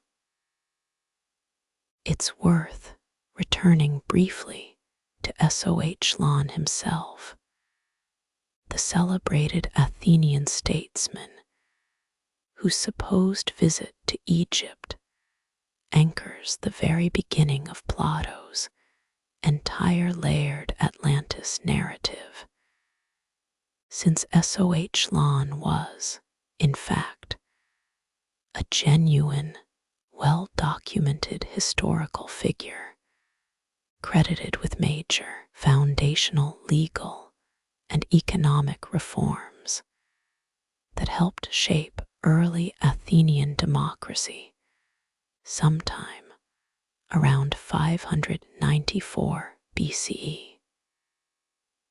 Ancient sources do confirm S.O.H. Lon traveled considerably, including likely visits to Egypt, lending his supposed involvement in the Atlantis story a comfortable surface plausibility, even though no independent Egyptian record has ever actually confirmed the specific Atlantis conversation Plato attributes to him, using a genuinely respected, real historical figure as the entry point for an otherwise entirely invented story was a common, effective literary technique throughout ancient Greek writing, lending invented material considerably more credibility than a purely anonymous or fictional narrator ever could. This same storytelling technique, attributing invented material to a real, respected historical figure's supposed travels and conversations, appears repeatedly throughout ancient Greek literature, well beyond Plato alone. The historian Herodotus, writing roughly a century before Plato, frequently structured his own historical accounts around conversations with Egyptian priests, some clearly genuine and others considerably more embellished or invented for dramatic and rhetorical effect. Recognizing this shared, common literary convention helps explain exactly why Plato's own Atlantis framing device would have felt entirely familiar and appropriately weighty to his original ancient Greek readers. A well-established, comfortable narrative structure rather than any kind of unusual or suspicious claim to genuine historical authenticity in its own right. One especially evocative detail from Plato's Atlantis story turns out to have a genuine basis in real ancient metallurgy after all. Plato describes Atlantis's temples as covered in Helike, a rare, precious metal he describes as gleaming like fire, second in value only to gold itself. For centuries, scholars debated whether Helike represented pure invention or some real ancient alloy, since the term does appear scattered across other genuine ancient Greek and Roman texts as well, generally understood to describe a brass-like alloy of copper and zinc. In 2015, marine archaeologists recovered several dozen genuine metal ingots from an ancient shipwreck off the coast of Sicily, confirmed through chemical analysis to be composed of exactly this same copper-zinc alloy, offering rare, tangible physical confirmation that Helike really was an authentic ancient material, not simply a poetic invention Plato dreamed up purely for dramatic effect. This particular detail offers a genuinely useful, nuanced lesson worth carrying forward from tonight's journey.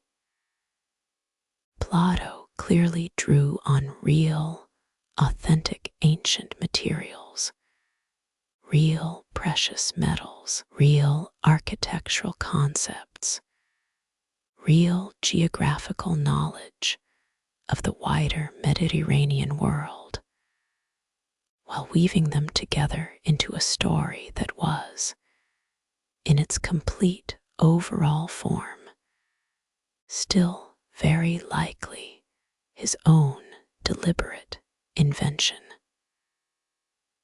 Finding a real material Plato mentioned doesn't prove Atlantis itself was real, any more than a fictional novel containing accurately described real cities proves the entire plot must have genuinely happened. It simply confirms Plato was working, as any skilled storyteller naturally does, with authentic, familiar details drawn from his own genuine world, arranged carefully into a story serving his own particular, considered philosophical purpose. Let's return briefly to the Sea Peoples, the loosely organized coalition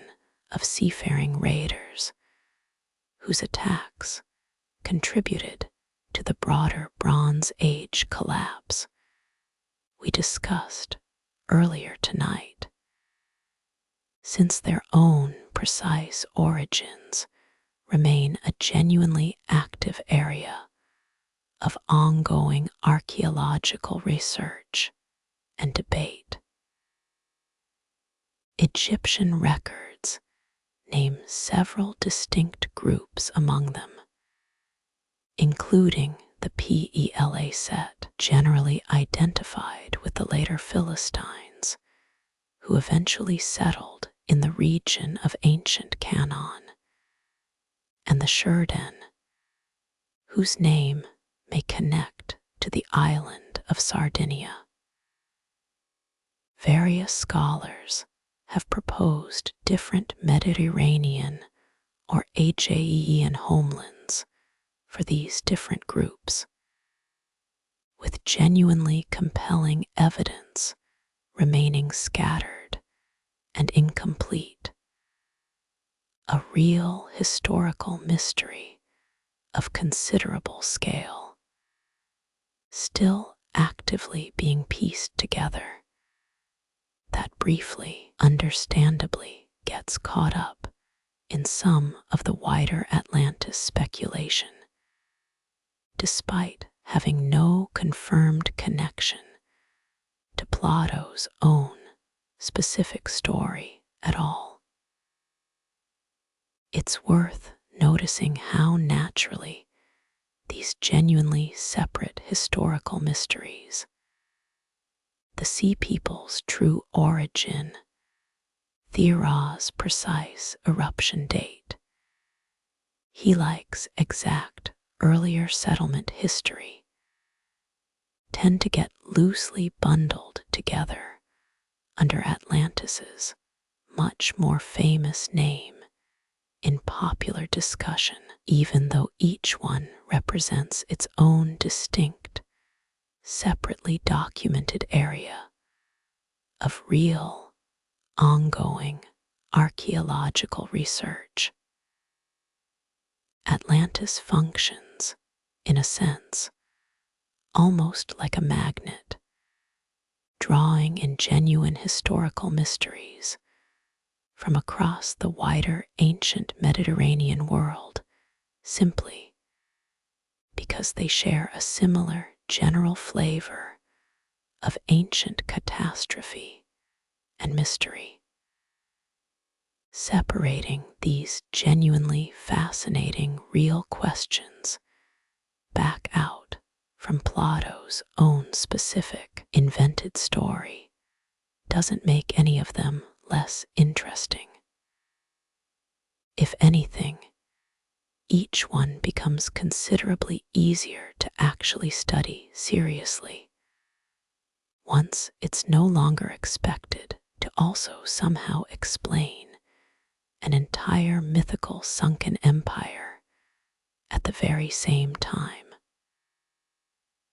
Some scholars have proposed a genuinely intriguing technical explanation for Plato's puzzling 9,000-year time frame, suggesting a possible translation or transcription error somewhere along the story's long, many-handed chain of retelling. Ancient Egyptian record-keeping sometimes used a symbol for year that could, under certain circumstances, be confused with a symbol representing a considerably shorter unit of time, closer to a single month or season.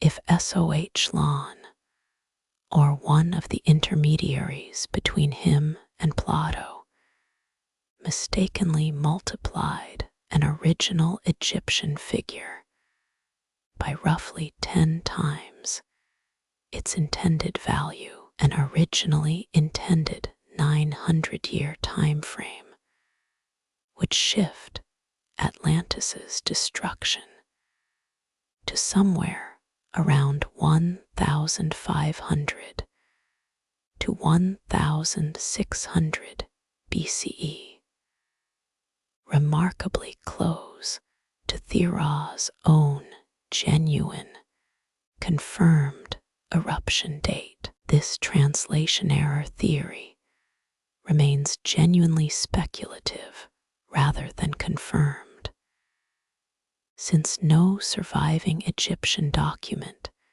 actually preserves the original figure Soh supposedly encountered, meaning researchers are essentially proposing a plausible explanation for why the numbers don't match, rather than pointing to any direct, independently verifiable evidence that an error genuinely occurred.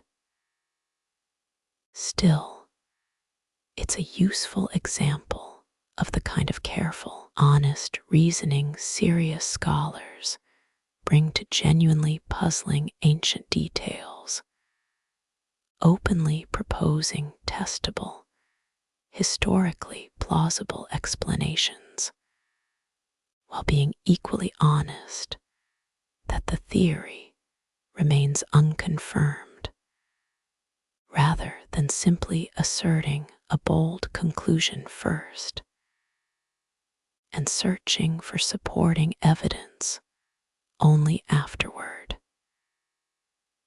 It's worth asking honestly, what kind of evidence would actually be needed to change careful scholars' minds about Atlantis being pure invention, since that same question helps clarify exactly how genuine scientific reasoning differs from motivated, wishful searching.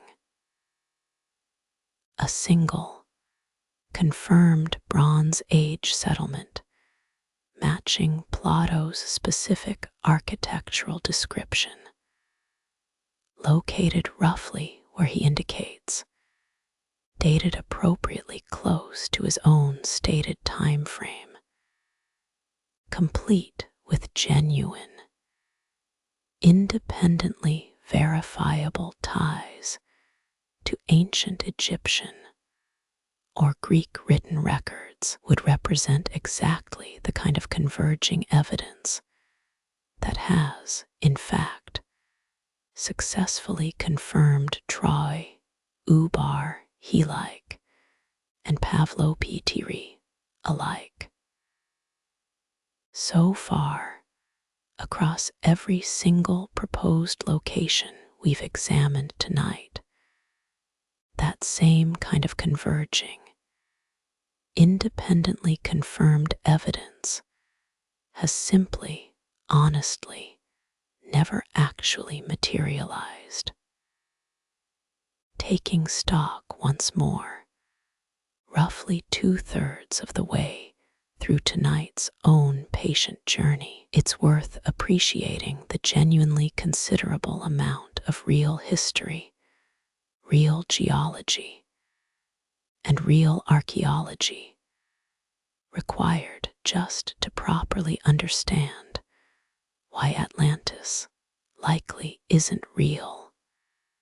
Considerably more careful research, in fact, than would probably have been required to simply accept the myth uncritically from the very beginning.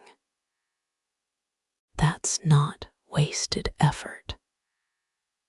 Understanding exactly why a beloved story likely isn't literally true turns out to require and to reward genuinely careful engagement with an enormous amount of real, fascinating ancient history, Helike, Thera, the Bronze Age collapse, Troy, Ubar, Pavlopitiri, each one a real, worthwhile destination entirely in its own right, regardless of whether Atlantis itself was ever real at all. Plato used this same basic storytelling technique, a vivid, carefully constructed myth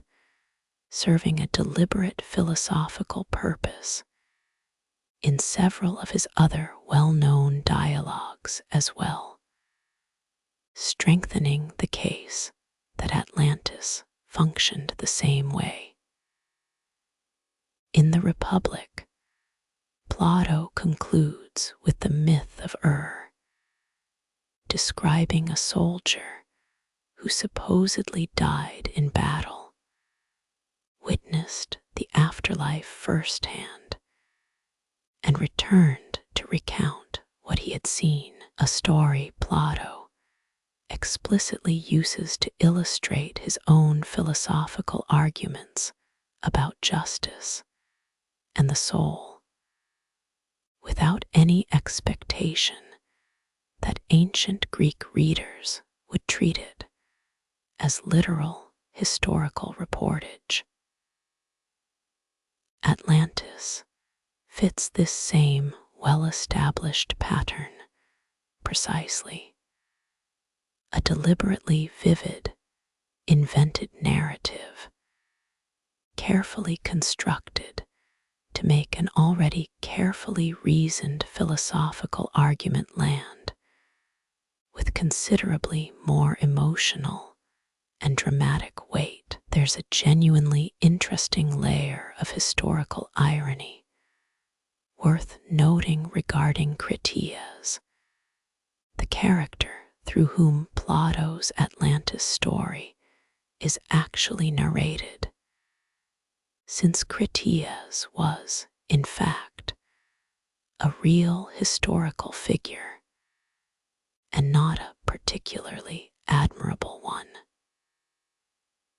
The real Critias was a relative of Plato's own family and became infamous as one of the 30 tyrants, a brief, brutal oligarchic government that seized violent control of Athens in 404 BCE, responsible for numerous executions and confiscations before being overthrown roughly a year later.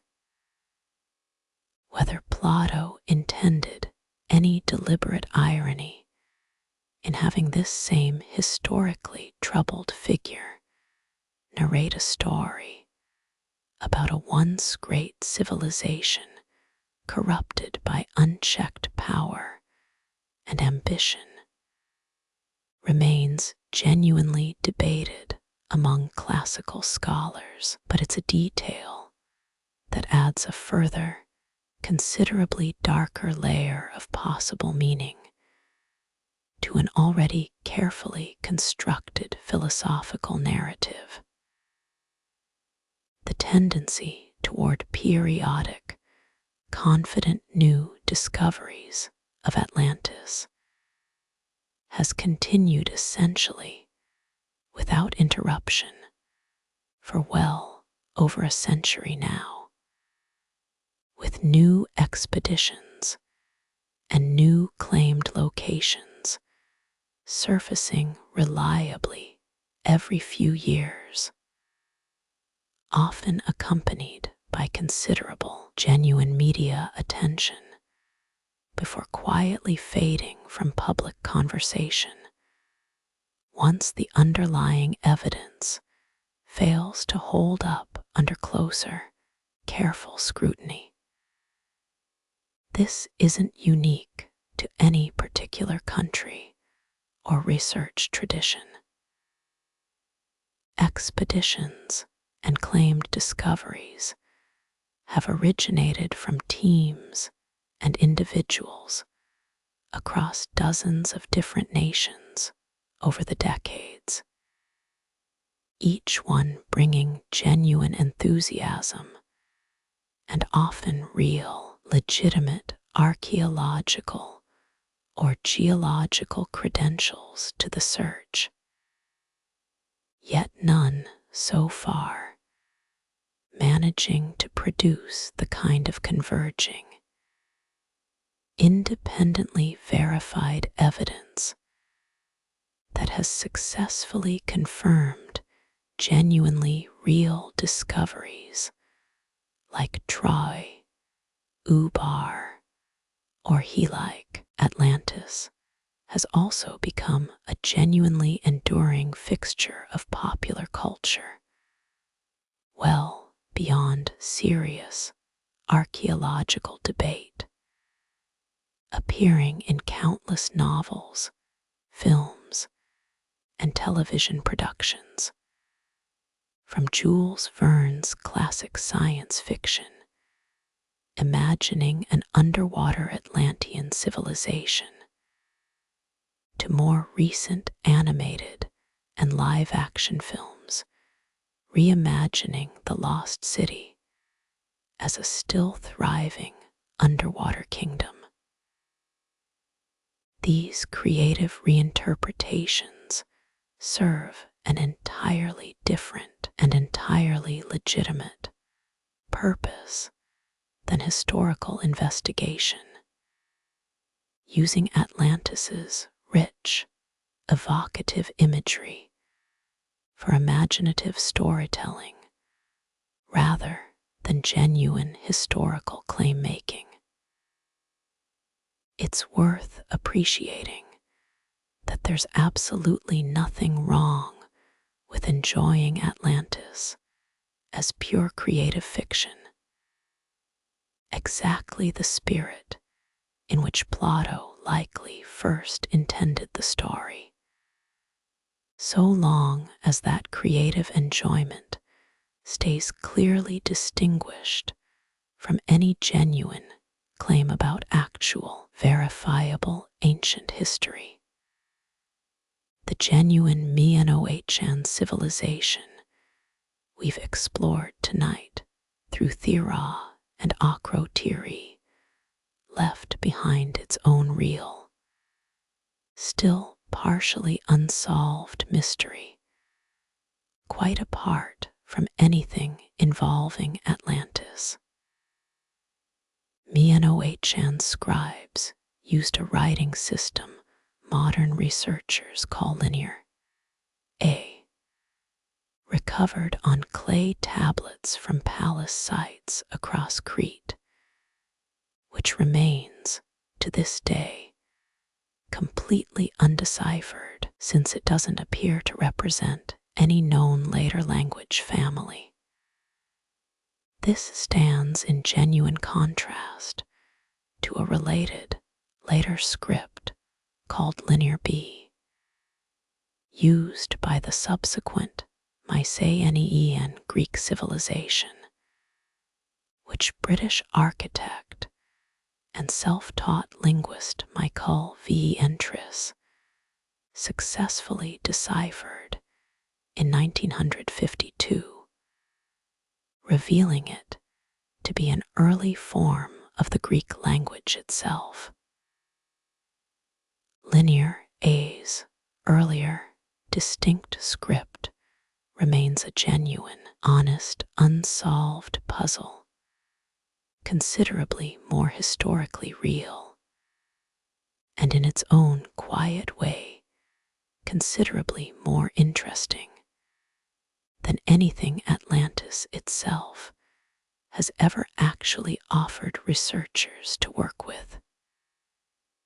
At Koinos on Crete, British archaeologist Sir A. Arthur A. Vance began excavating in 1900 what turned out to be an enormous, genuinely elaborate Minoan palace complex, containing well over 1,000 interconnected rooms, corridors, cellars and storage chambers arranged across multiple levels in a layout complex enough that some researchers have proposed it may have directly inspired the later Greek myth of the labyrinth, the elaborate maze built to contain the half-bull, half-human minotaur in the legend of Theseus. Whether or not the palace's genuine architectural complexity directly inspired that particular myth, KNOSOS, stands as one of the genuine archaeological triumphs of the entire Minoan world, offering direct physical confirmation of exactly the kind of sophisticated Bronze Age palace culture that Thera's own eruption would go on to help destroy not long afterward. It's worth pausing to notice how naturally real Minoan archaeology already brushes up against genuine ancient mythology, quite independently of anything involving Atlantis specifically. The Minotaur, the labyrinth, and Theseus's own legendary journey to Crete all likely draw, in some distorted, embellished form, on real memories of KNOSOS's genuine architectural complexity and the wider Minoan civilization's considerable maritime power over the ancient Aegean world. This offers a genuinely useful model for thinking about Atlantis itself, real places and real events, gradually transformed through generations of retelling into vivid, symbolic myth, carrying real historical texture even while losing most of their original literal accuracy along the way. Off the western coast of India, near the modern city of Dwarka, underwater surveys conducted in the 1980s and 90s identified submerged stone-like structures that some researchers connected to Hindu legends describing an ancient, sacred city ruled by the god Krishna, said to have sunk beneath the sea following his death. As we touched on during another night's journey through similarly claimed underwater sites, more careful geological analysis found many of these formations consistent with natural rock formation and ordinary sediment deposition, rather than deliberate ancient construction, and the claims remain genuinely disputed and unconfirmed among mainstream archaeologists. It's worth noting, though, that Dwarka does have a genuine, separately confirmed ancient history with legitimate archaeological excavation on land nearby, revealing real settlement remains dating back several thousand years. A real ancient site, entirely apart from its own more speculative underwater legend. Dwarka's story offers one more useful example of a pattern we've now traced repeatedly across tonight's entire journey. A genuine ancient site with real, confirmed history of its own, becoming entangled with a considerably more speculative, mythologized claim that ultimately doesn't hold up to careful underwater investigation. This doesn't diminish Dwarka's genuine, separately confirmed antiquity in the slightest.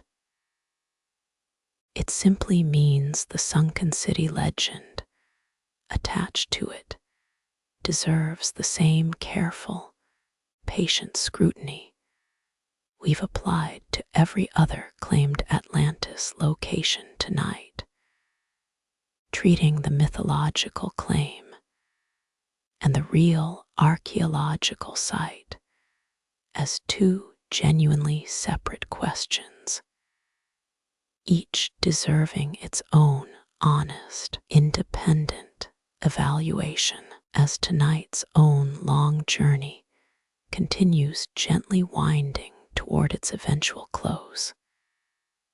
It's worth asking directly whether any of this careful, patient investigation actually diminishes Atlantis's own considerable value as a story. And the honest answer is simply no, not really. A story doesn't need to be literal history to matter genuinely. Plato's Atlantis has inspired philosophical reflection, creative imagination, and indirectly a genuine 2,000-year tradition of curious people asking careful questions about geology, archaeology, and ancient history in the hopeful process of trying to track it down. That's a considerable, genuinely valuable legacy for any story to carry, whether or not the island it describes ever actually existed exactly as Plato originally described it.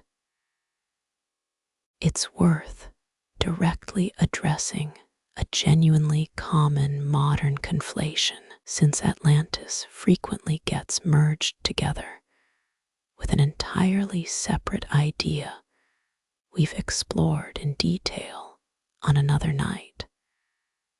The theory that a sophisticated global civilization existed during the last ice age before being destroyed by sudden climate change, or a possible comet impact around 900 years ago.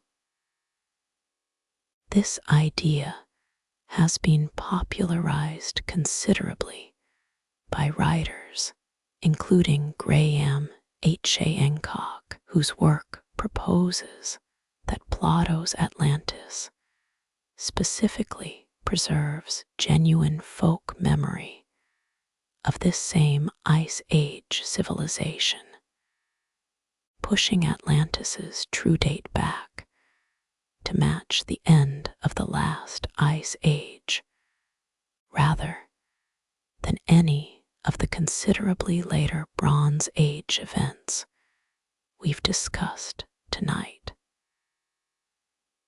Mainstream archaeologists generally remain skeptical of this specific connection, for many of the same reasons we've carefully worked through this entire evening. No confirmed physical evidence has been found matching a sophisticated civilization at that specific time frame, and Plato's own account describes technology, including metalworking and organized city planning, inconsistent with what genuine archaeology confirms existed anywhere on Earth during that considerably earlier Ice Age period. This doesn't mean every question raised within that broader Ice Age civilization discussion is automatically without merit, since genuine, confirmed sites like Göbekli Tepe do demonstrate real, sophisticated monument building by hunter-gatherer societies earlier than archaeologists once assumed possible. A genuinely important, well-documented archaeological finding in its own right. It simply means that connecting these real, confirmed discoveries specifically to Plato's Atlantis requires the same kind of careful, honest evidence we've been patiently applying to every other proposed Atlantis location tonight. And so far, that specific connection hasn't managed to clear the same evidentiary bar that Göbekli Tepe's own genuine archaeology has already separately cleared entirely on its own considerable merits. It's a useful final habit of mind to carry forward from tonight's entire journey, recognizing when two genuinely separate, real historical questions, ancient hunter-gatherer monument building on one hand, and a specific philosophical allegory written by one Greek author on the other, are being merged together in a way that borrows credibility from the first to lend unearned weight to the second. Göbekli Tepe's genuine archaeological importance doesn't require Atlantis to be real. Atlantis's own considerable narrative power doesn't require Göbekli Tepe to be evidence of it. Each deserves to be considered honestly and separately on its own actual, careful merits. Plato's Atlantis wasn't even the only invented, idealized land described within ancient Greek literature, a detail worth appreciating as further genuine literary context. The historian Theopempus, writing not long after Plato, described a similarly fictional land called Meropis, inhabited by giants and populated with fantastical creatures, explicitly framed and understood by ancient readers as an inventive literary device rather than any genuine geographical or historical claim.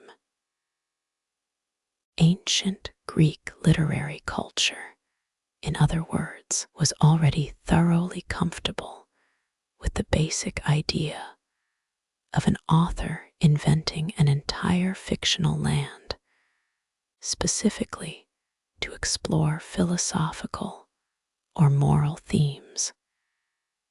Exactly the same well-established literary tradition Plato's own Atlantis clearly, comfortably belongs within.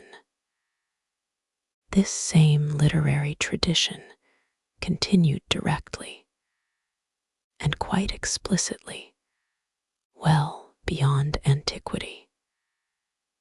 In 1516, English writer Thomas More published a book describing a fictional, ideally governed island society, deliberately modeling much of his own narrative structure directly on Plato's Atlantis and Republic.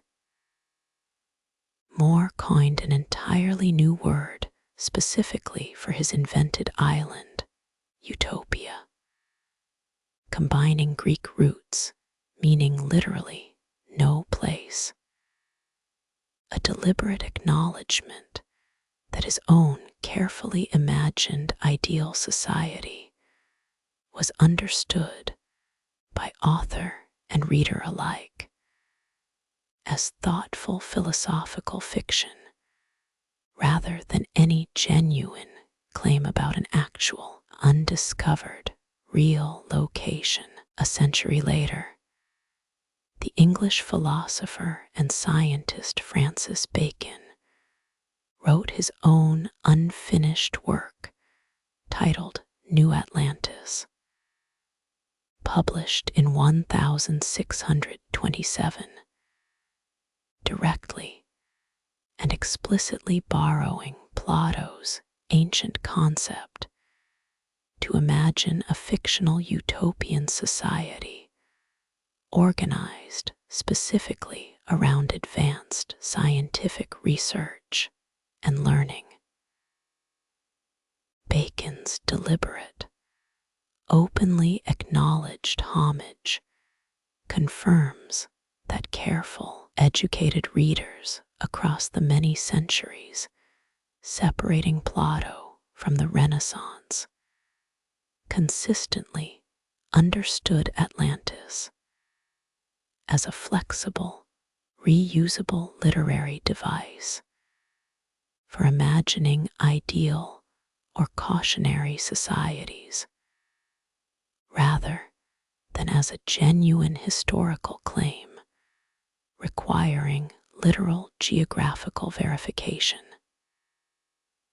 It's worth sitting with how consistently, across 2,000 years of careful readers, this same basic understanding held steady right up until relatively recent history finally began treating the story instead as a literal, hidden geographical puzzle.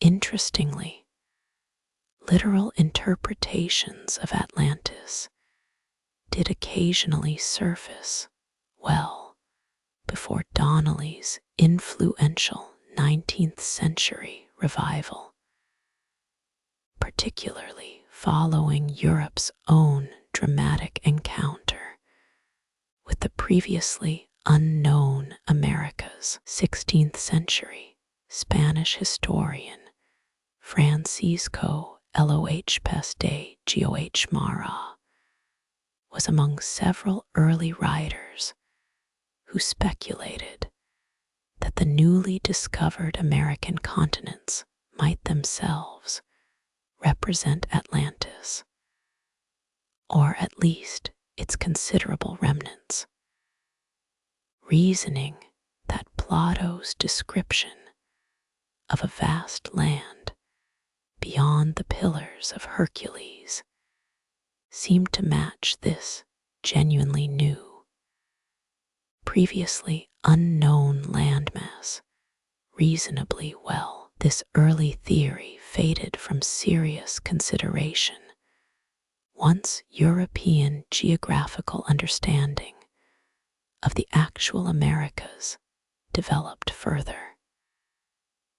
But it offers a useful reminder that literal readings of Atlantis have quietly recurred in different forms across several distinct historical periods, long before the story's considerably more famous 19th and 20th century revivals.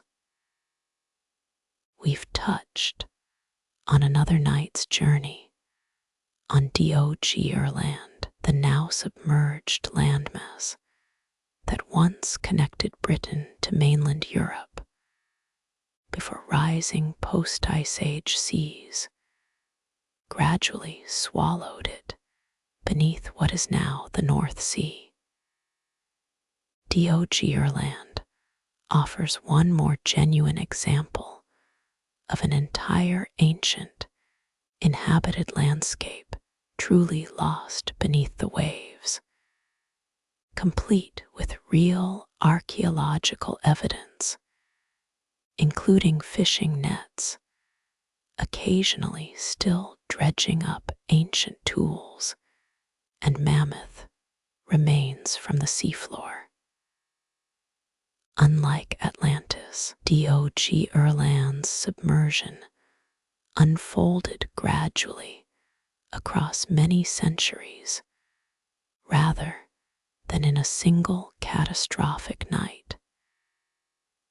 And its story comes to us entirely through patient marine geology and oceanographic survey work, rather than through any single ancient philosopher's carefully constructed allegory. Taken all together, real drowned lands and cities genuinely do exist scattered throughout human history.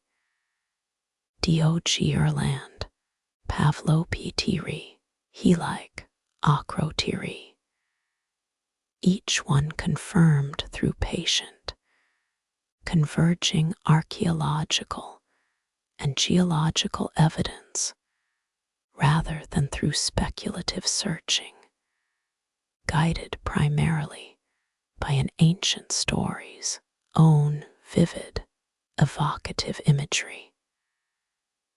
This is, in its own quiet way, a considerably more hopeful conclusion than simply declaring Atlantis a complete fiction and closing the book entirely.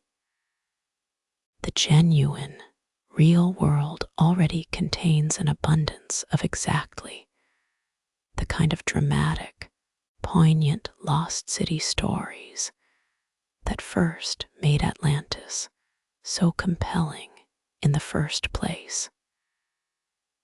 We simply don't need to insist any specific one of them is secretly Plato's own particular invented island to appreciate them fully, entirely on their own considerable, well-documented merits.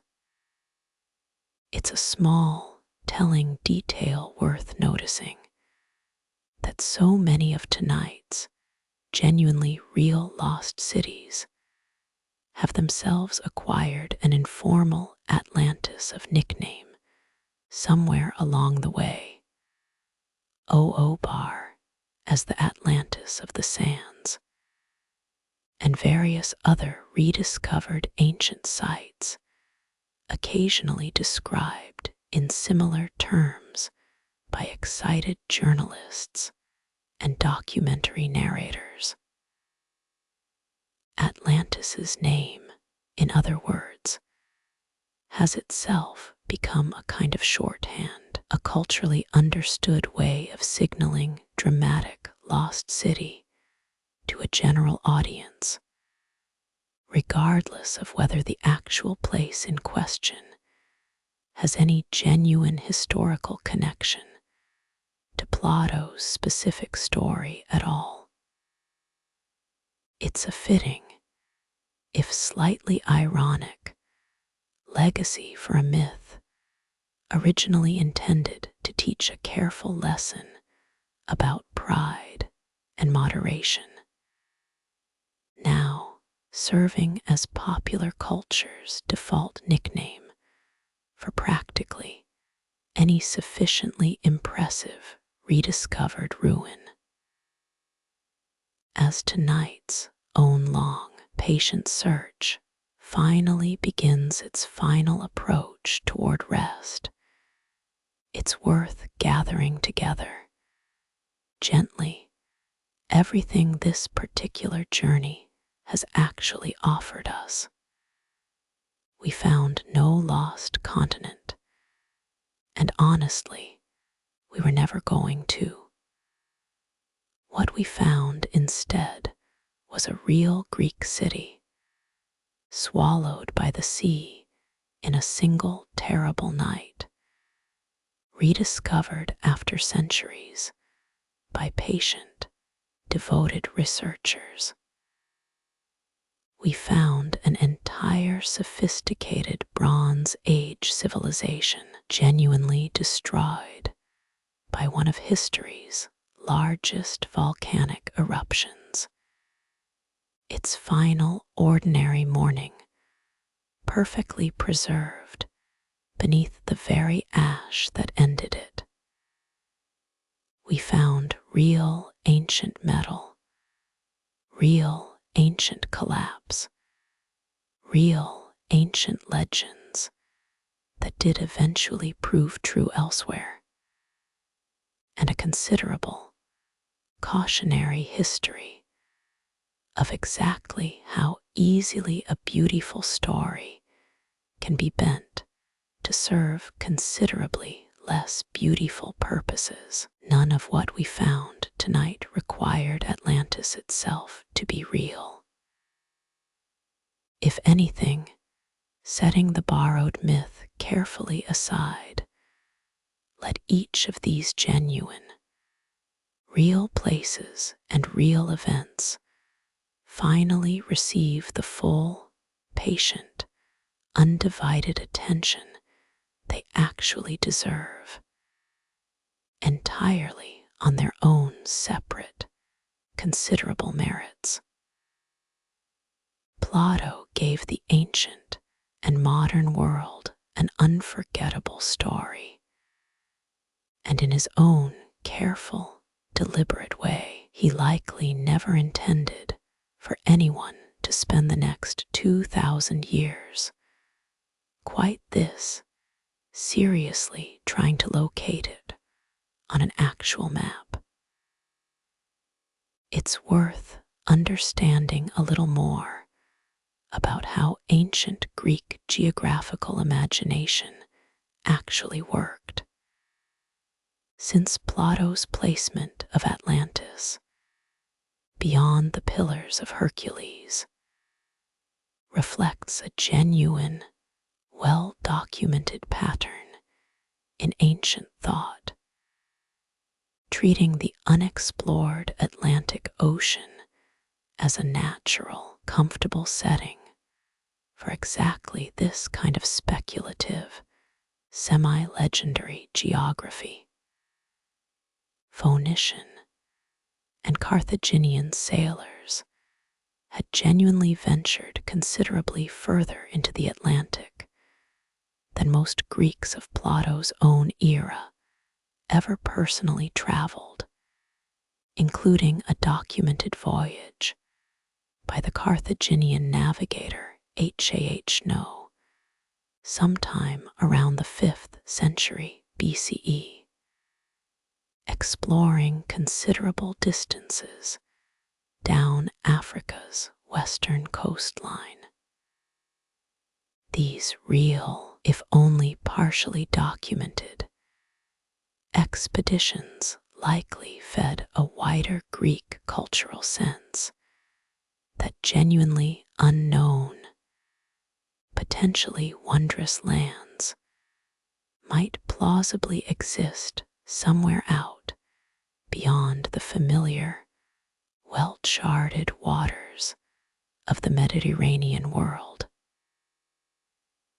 Ancient Mediterranean trade networks also reached considerably further than casual popular assumption often suggests, including a well-documented tin trade connecting Mediterranean bronze-working civilizations to distant sources in what ancient writers called the Kassite or Tin Islands, generally believed to correspond to Britain's own southwestern coast or nearby islands.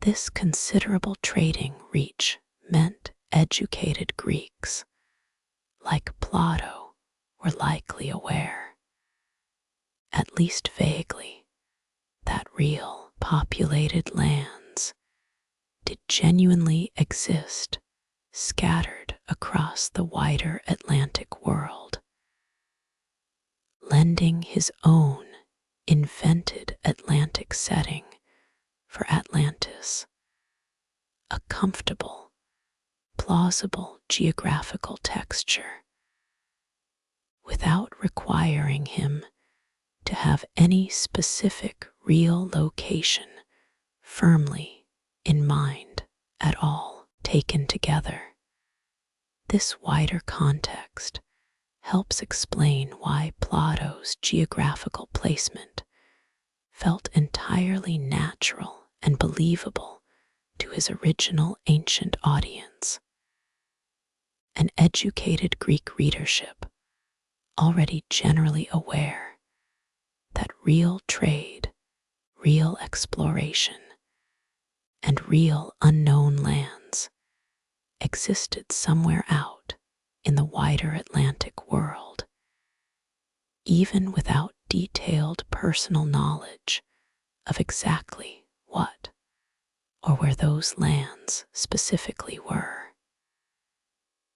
Atlantis's setting, in other words, drew on genuine, real ancient geographical awareness in the very same way its architecture drew on genuine metallurgy, and its catastrophe drew on genuine earthquakes and eruptions. Real texture, thoughtfully assembled in service of an ultimately invented, carefully constructed philosophical story. Professional archaeologists and classical scholars, when genuinely asked about Atlantis, tend to respond with a fairly consistent, careful answer, one worth appreciating for its patient, measured honesty, rather than dismissing as simply unexciting. Most will explain plainly that Atlantis originates entirely from Plato, that no corroborating ancient source or archaeological evidence supports its literal existence, and that the story most likely served a deliberate philosophical purpose rather than representing an actual, unrecorded historical account. Many will then, often quite happily, go on to discuss the genuine archaeology of Thera, Helike, or the wider Bronze Age collapse instead, since these real, confirmed histories offer considerably more solid, rewarding ground for a genuinely curious conversation than continued speculation about Plato's own admittedly wonderful, but very probably invented, sunken island. It's worth appreciating that this careful, consistent scholarly caution isn't remotely the same thing as archaeologists lacking imagination, or being somehow uninterested in genuine mystery and wonder. The same careful researchers who firmly, patiently maintain that Atlantis lacks credible evidence are often the very same people who spend entire careers passionately investigating Thera's eruption, Helike's rediscovery, or the Bronze Age collapses genuinely unresolved causes. Their caution reflects a deep, genuine respect for how real historical evidence actually needs to work, not a lack of enthusiasm for exactly the kind of dramatic ancient mystery Atlantis itself represents. If anything, it's precisely because they care so much about getting these genuine mysteries right that they remain so consistently careful about which specific claims the actual evidence can honestly support, as tonight's own long, patient search for a lost city genuinely comes to rest. It's worth holding both halves of this story gently together one final time. Atlantis, the specific place Plato described, almost certainly never existed in any literal, discoverable sense. And Atlantis, the deeper cultural instinct it represents, our very old, very persistent hope that somewhere, sometime, a truly remarkable civilization once rose and fell beyond our current understanding, reflects something genuinely real about human curiosity and imagination, even without requiring any actual sunken island to justify it. Both of those things can be true quietly at exactly the same time. It's worth appreciating one final, carefully deliberate detail in Plato's original story. Since Atlantis's patron god, Poseidon, wasn't simply a random mythological choice for a seafaring island empire. Ancient Greeks knew Poseidon by an additional, telling title, Aenocgios, meaning roughly earthshaker, directly associating him with earthquakes as much as with the sea itself, since ancient Greek understanding connected underwater tremors, coastal flooding, and seismic activity as different expressions of this same single divine domain. This makes Atlantis's specific fate a civilization founded by Poseidon's own divine descendants, ultimately destroyed by earthquake and flood. A genuinely elegant piece of deliberate mythological irony. The same god who granted the island's founding power also, fittingly, presides directly over the exact natural forces that eventually bring it to its complete and total end. This same deliberate mythological irony appears in real historical form at both Helike and Thera as well, since Helike's own sanctuary was specifically dedicated to Poseidon, and ancient writers explicitly attributed the city's sudden destruction directly to the god's own displeasure and anger.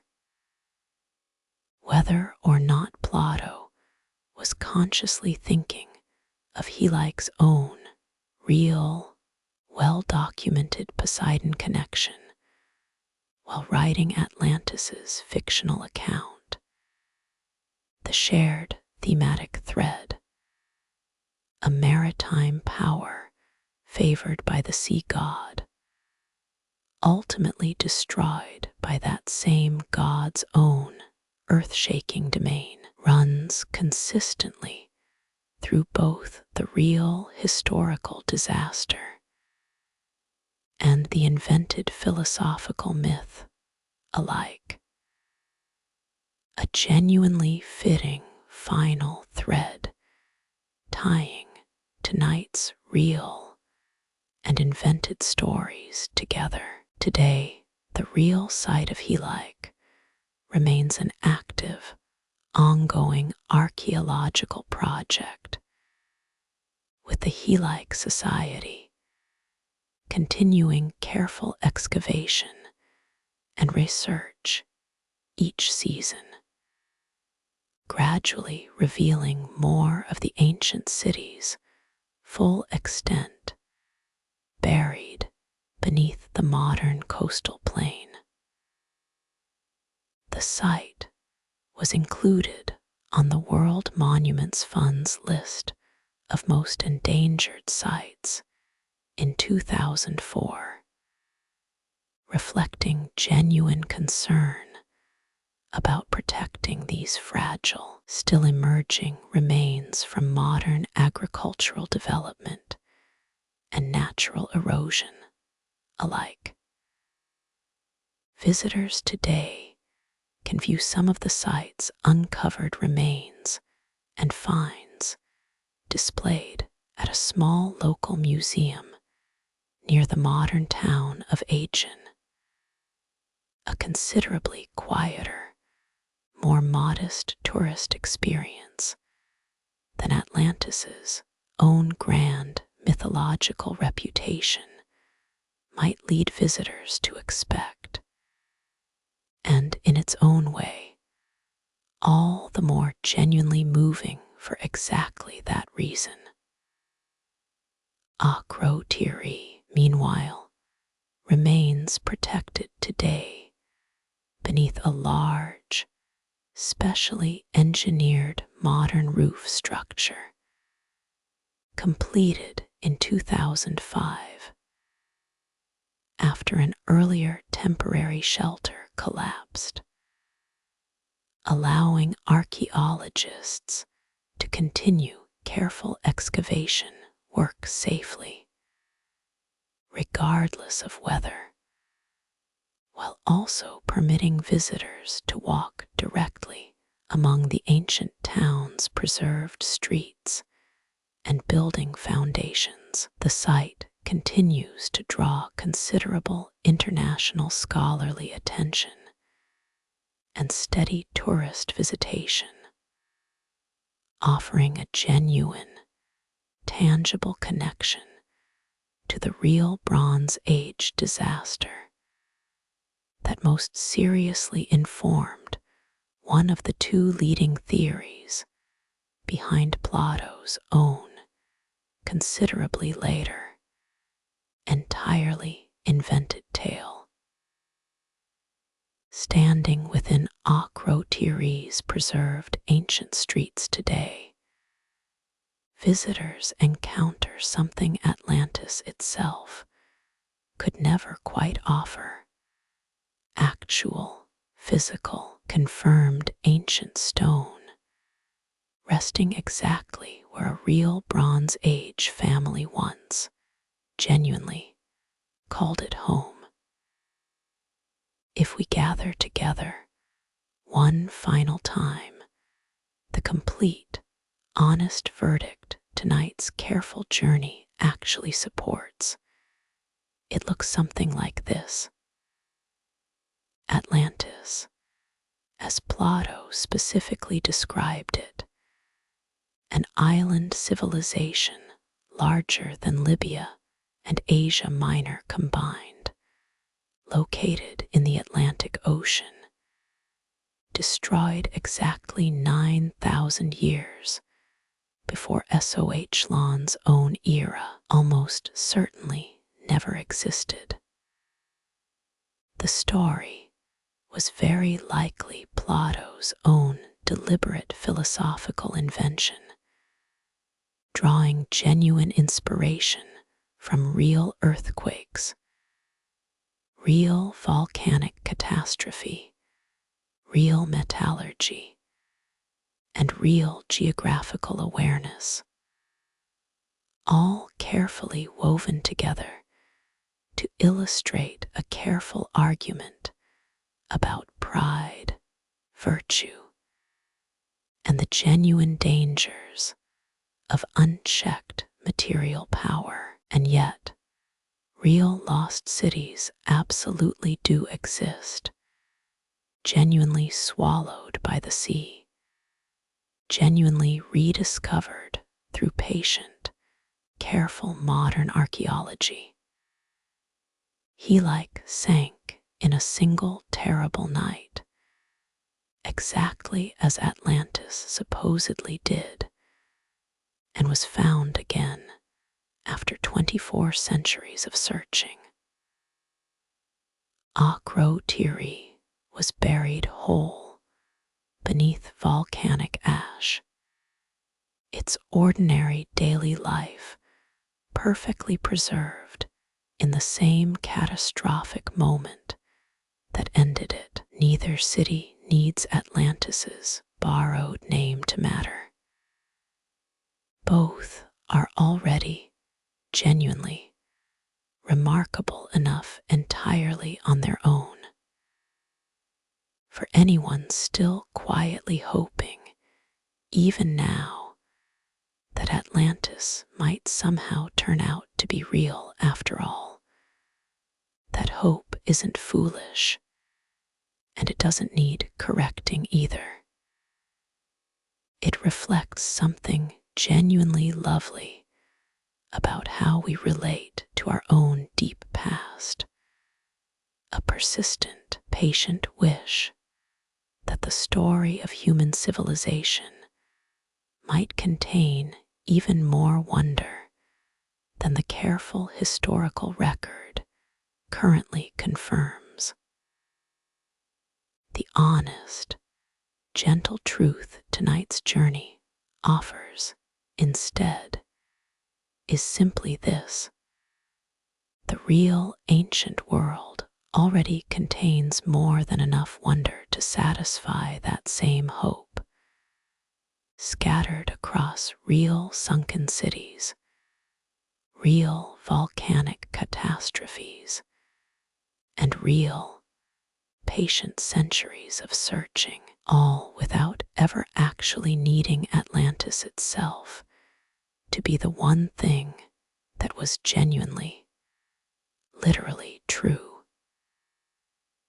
The Azores, a genuinely volcanic island chain sitting roughly in the middle of the Atlantic Ocean, have also attracted their own share of Atlantis speculation over the years, partly due to their plausible mid-Atlantic location and confirmed volcanic geology. Some early 20th century researchers proposed the islands might represent surviving mountain peaks of a larger, now submerged Atlantic landmass.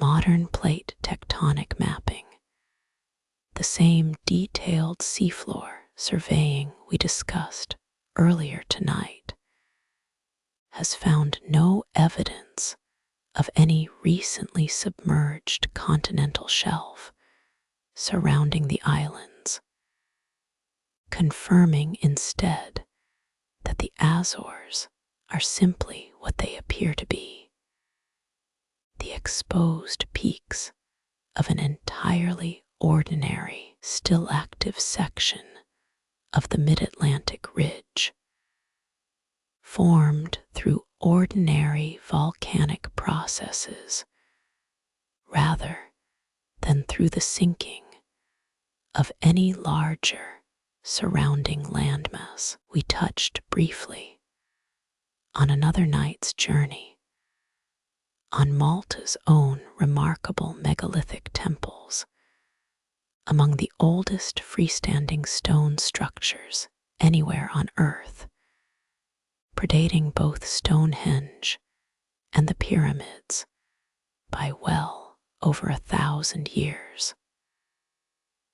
Malta's genuine antiquity has occasionally attracted its own Atlantis speculation as well, given the island's real, considerable age and its central Mediterranean location.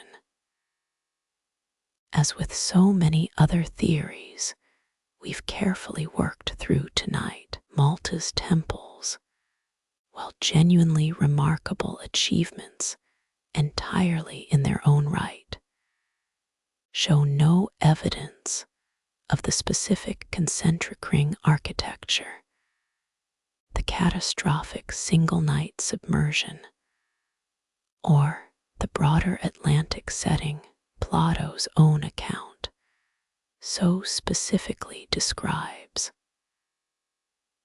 Malta's real history stands, once again, as more than sufficiently impressive without requiring any borrowed Atlantis connection to justify our genuine, continued interest in it. Looking back one final time across every single theory we've carefully examined tonight, Richat, Bimini, Antarctica, the Canaries, Sardinia, Cuba, the Azores, Malta, Santorini, and Helike itself.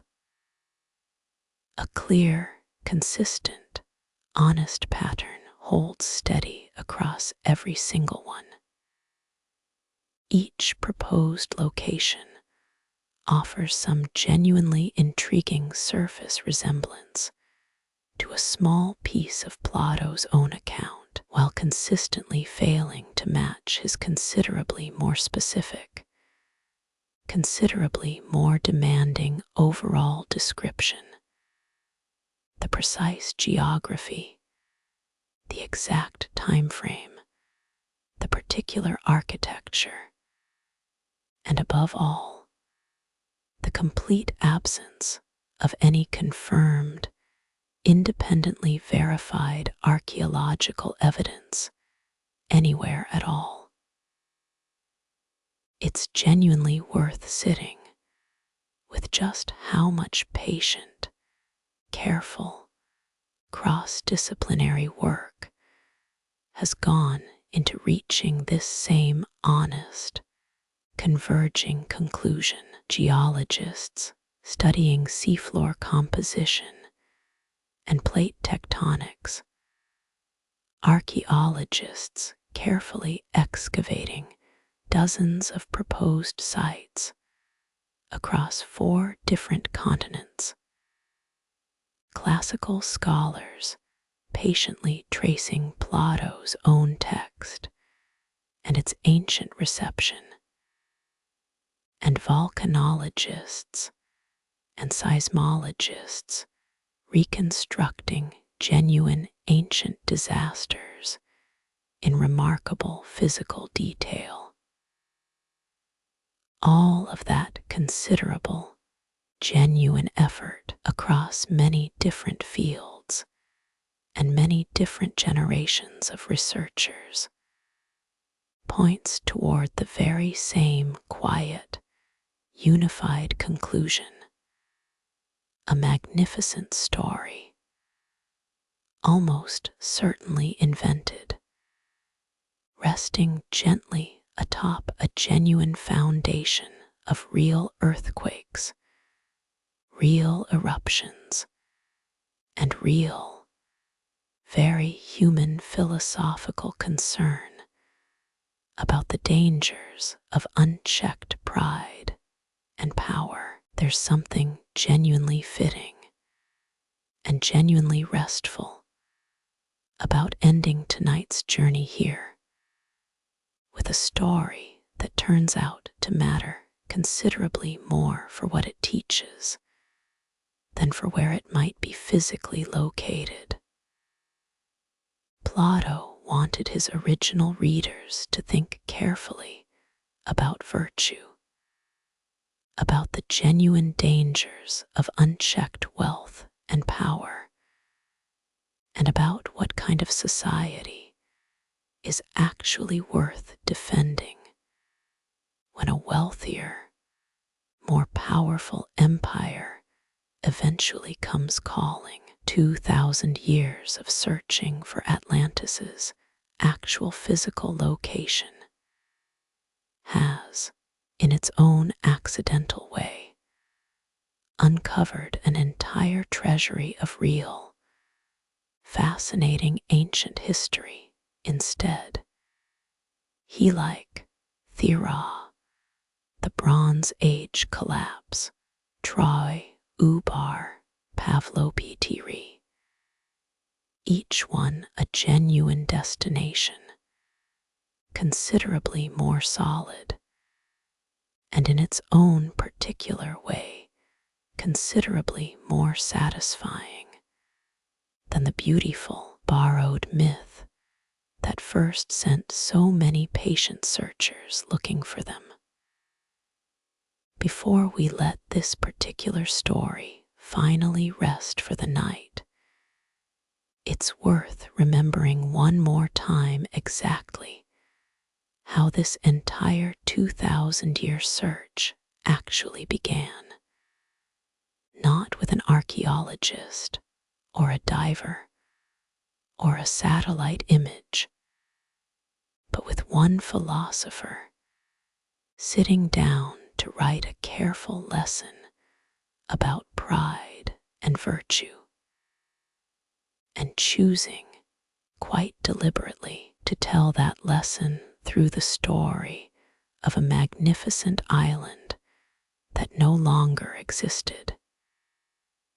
He almost certainly never expected anyone to take a boat out looking for it. And yet here we are, 24 centuries later, still gently, patiently checking. Perhaps that persistence is really the truest, most honest legacy Atlantis has actually left behind. Not a sunken continent at all, but a genuinely enduring demonstration of exactly how far human curiosity is willing to travel, how many decades of careful research people are willing to spend, and how many honest, patient scientists across how many different fields are willing to keep quietly checking on the strength of nothing more than one philosopher's carefully chosen words, written down almost 2,400 years ago, specifically to make an entirely different point altogether, somewhere between Plato's careful philosophical intention and our own considerably more literal modern curiosity. Atlantis became something its original author likely never quite anticipated. Not simply a lesson about virtue, but a permanent, standing invitation to keep looking patiently at our own real, genuine, endlessly rewarding ancient world. That invitation, in its own quiet way, has been kept remarkably well. If you take only one small, practical habit away from tonight's entire long journey, let it be this same simple, patient question, worth quietly applying to any dramatic ancient claim you happen to encounter from here forward. Does this story require a single, deliberate invented allegory to be considerably more remarkable than it needed to be? Or does it require an entire, otherwise well-documented body of geology, archaeology, and history to be quietly, conveniently wrong all at once? Almost every single theory we examined tonight required believing the second option. Almost none of them required us to imagine anything more remarkable than one very good, very old story, expertly told. It's worth remembering, too, that skepticism itself was never really the point of tonight's journey. Curiosity was. Every real place we found tonight, Helike, Thera, Troy, Ubar, Pavlopitiri, was found precisely because someone stayed genuinely curious long after the easy, exciting answer had already been quietly ruled out. That's the real, lasting lesson Atlantis's whole 2,000-year story seems to offer. Not that wonder is foolish, but that patient, honest wonder, followed all the way through, tends to lead somewhere considerably more solid than wonder that stops the moment it finds an answer it likes. We began tonight looking for a magnificent island that sank in a single terrible night, and we're ending, gently, somewhere considerably quieter, among real cities that really did sink, real volcanoes that really did erupt, and real philosophers who really did understand, remarkably well, exactly how to tell a story vivid enough to last 2,500 years. There's a version of tonight's story that could have felt disappointing, a beloved ancient mystery, gently, patiently taken apart until nothing remained. That was never really the goal, and it isn't really what happened either. What actually remained, once we set the myth carefully aside, was considerably more, not less. A real Bronze Age town buried in volcanic ash, with its indoor plumbing still intact. A real city found again after 24 centuries beneath an ordinary farmer's field. A real philosopher whose careful lesson about pride has genuinely outlasted almost everything else written in his own lifetime. Perhaps it's fitting that a story about the dangers of excessive pride and unchecked ambition has spent the last century and a half being pursued with exactly that same excessive, unchecked enthusiasm. Dozens of expeditions, 98 or more proposed locations, entire institutes, and popular movements built around finding it.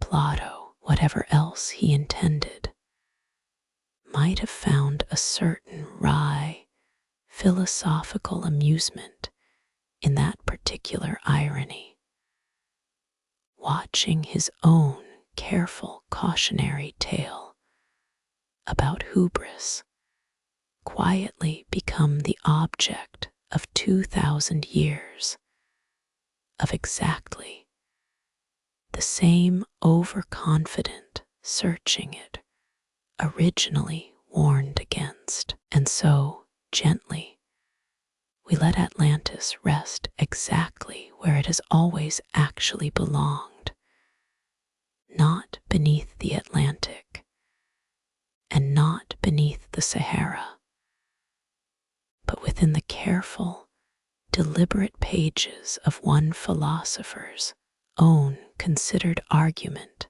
about virtue, told so vividly, so memorably, that 24 centuries of readers have simply never quite managed to stop believing, just a little, that it might somehow still be found. It's genuinely interesting to notice how each era's own particular version of Atlantis tends to reflect that same era's own particular anxieties and hopes right back at it.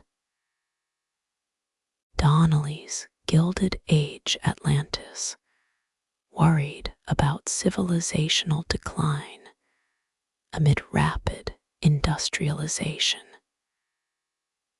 Case's 20th century Atlantis worried about technology outpacing wisdom, a warning about power misused. More recent Atlantis theories sometimes lean toward genuine present-day anxiety about climate change and rising seas, imagining an ancient civilization undone by exactly the kind of environmental catastrophe our own era now quietly worries about facing itself. Atlantis, in other words, has functioned less like a fixed historical claim across these many retellings, and more like a mirror patiently reflecting back whatever each particular generation happens to be most worried about at the time. That mirror-like quality might be the single most honest thing we can say about Atlantis after tonight's entire careful journey. It was never really about one specific island at all. It's been, across 24 centuries of retelling, a flexible, endlessly adaptable vessel for whatever a given era most needed to say about pride, power, wisdom, and loss. Plato gave it that first, careful shape. Every generation since has simply, quietly, poured their own particular concerns into it. If a future generation, decades, or centuries from now, tells their own version of Atlantis, it will very likely carry the particular fingerprints of whatever that future world happens to be quietly worried about by then, just as every version before it has.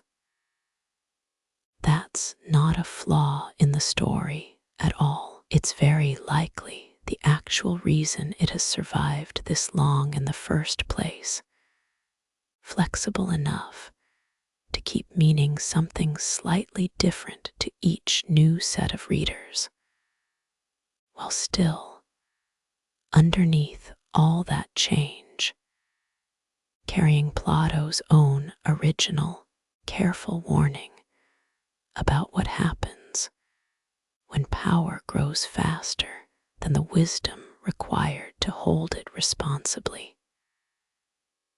Tonight, at least, we've traced that warning all the way back to its real, considered beginning. One Athenian philosopher riding in the shadow of his own city's real, disastrous overreach in Sicily, watching a real Greek city sink beneath a real lagoon in his own lifetime, and choosing carefully and deliberately to weave both of those genuine, recent memories into a story vivid enough to still be quietly, patiently searched for 24 centuries later by people who never knew either of those real events had actually happened at all. It's a genuinely comforting thought to carry the rest of the way into sleep tonight, that even a story this thoroughly investigated, this carefully mapped, this patiently ruled out across dozens of proposed locations and multiple entire scientific disciplines, still hasn't lost one bit of its original, considerable power to make people want to keep looking. That persistence isn't naivety. It's simply curiosity, doing exactly what curiosity has always done best, refusing to let a genuinely good question go quietly, even long after the most likely answer has already, patiently, been found. So let Atlantis rest tonight, gently, exactly where it's always actually been, in Plato's own careful words, in Helike's rediscovered ruins, in Archaeology's perfectly preserved streets, and in the patient, ongoing curiosity of everyone who has ever wanted, badly enough to spend real time on it, to understand where a truly remarkable story might have actually come from. One truly last thought before we close this particular search for the night. Somewhere in Greece right now, a small dedicated team is still patiently excavating Helike, one careful layer at a time. Somewhere on Santorini, archaeologists are still gently, patiently uncovering another room of Archaeology, buried whole beneath the very ash that once, so violently, ended it. Neither of those genuine, ongoing efforts needs Atlantis's name attached to matter. They are already, quietly, some of the most rewarding real archaeology happening anywhere in the world tonight. And somewhere, almost certainly, another hopeful expedition is already planning next year's search for Atlantis itself, in some new location, using some new piece of satellite imagery, carrying forward exactly the same patient, very old, very human hope that first sent people looking centuries ago. Let them look. There are considerably worse ways to spend genuine curiosity than searching patiently for a magnificent, storied place that may never have needed to be real at all to matter this much to so many people, for this impossibly long. It's worth remembering that most English-speaking readers first encountered Plato's Atlantis through a considerably more recent gateway than ancient Greek itself, the widely read 19th century English translation completed by Oxford scholar Ben Jamin Joh in the 1870. Jowett's elegant, accessible prose introduced Plato's complete dialogues to a vastly wider popular readership than had ever previously had comfortable access to the original Greek text, arriving just a few short years before Donnelly's own, considerably more sensational 1882 book, capitalized on that same newly widened audience. The timing wasn't entirely coincidental. A freshly accessible ancient text followed almost immediately by an eager, popular reinterpretation, ready and waiting to meet exactly the audience Jowett's careful scholarly translation had only just newly created. Academic interest in Atlantis, treated appropriately as a subject of literary and historical study rather than active treasure hunting, does continue in a genuinely serious, careful form today, with classical scholars periodically publishing detailed analysis of Plato's original text, its ancient reception, and its considerable later cultural influence. Some universities have hosted academic conferences specifically examining Atlantis's literary and cultural history, treating the myth's own remarkable staying power as a genuinely worthwhile subject of serious study in its own right, entirely separate from any question of the island's literal historical existence. It's a fitting, quietly appropriate way for the story to continue being taken seriously, not as a geography lesson, but as a genuinely rich case study in exactly how a single, well-told story can shape human imagination across an almost unbelievable span of centuries. We've touched, across other nights together, on Cahokia and on Machu Picchu, two real, genuine ancient sites that were never actually lost, in the way popular retellings sometimes casually suggest, since local communities and indigenous descendants had, in each case, always known precisely where they were. Machu Picchu's own 1911 rediscovery by American explorer Hiram Bingham followed a now familiar pattern.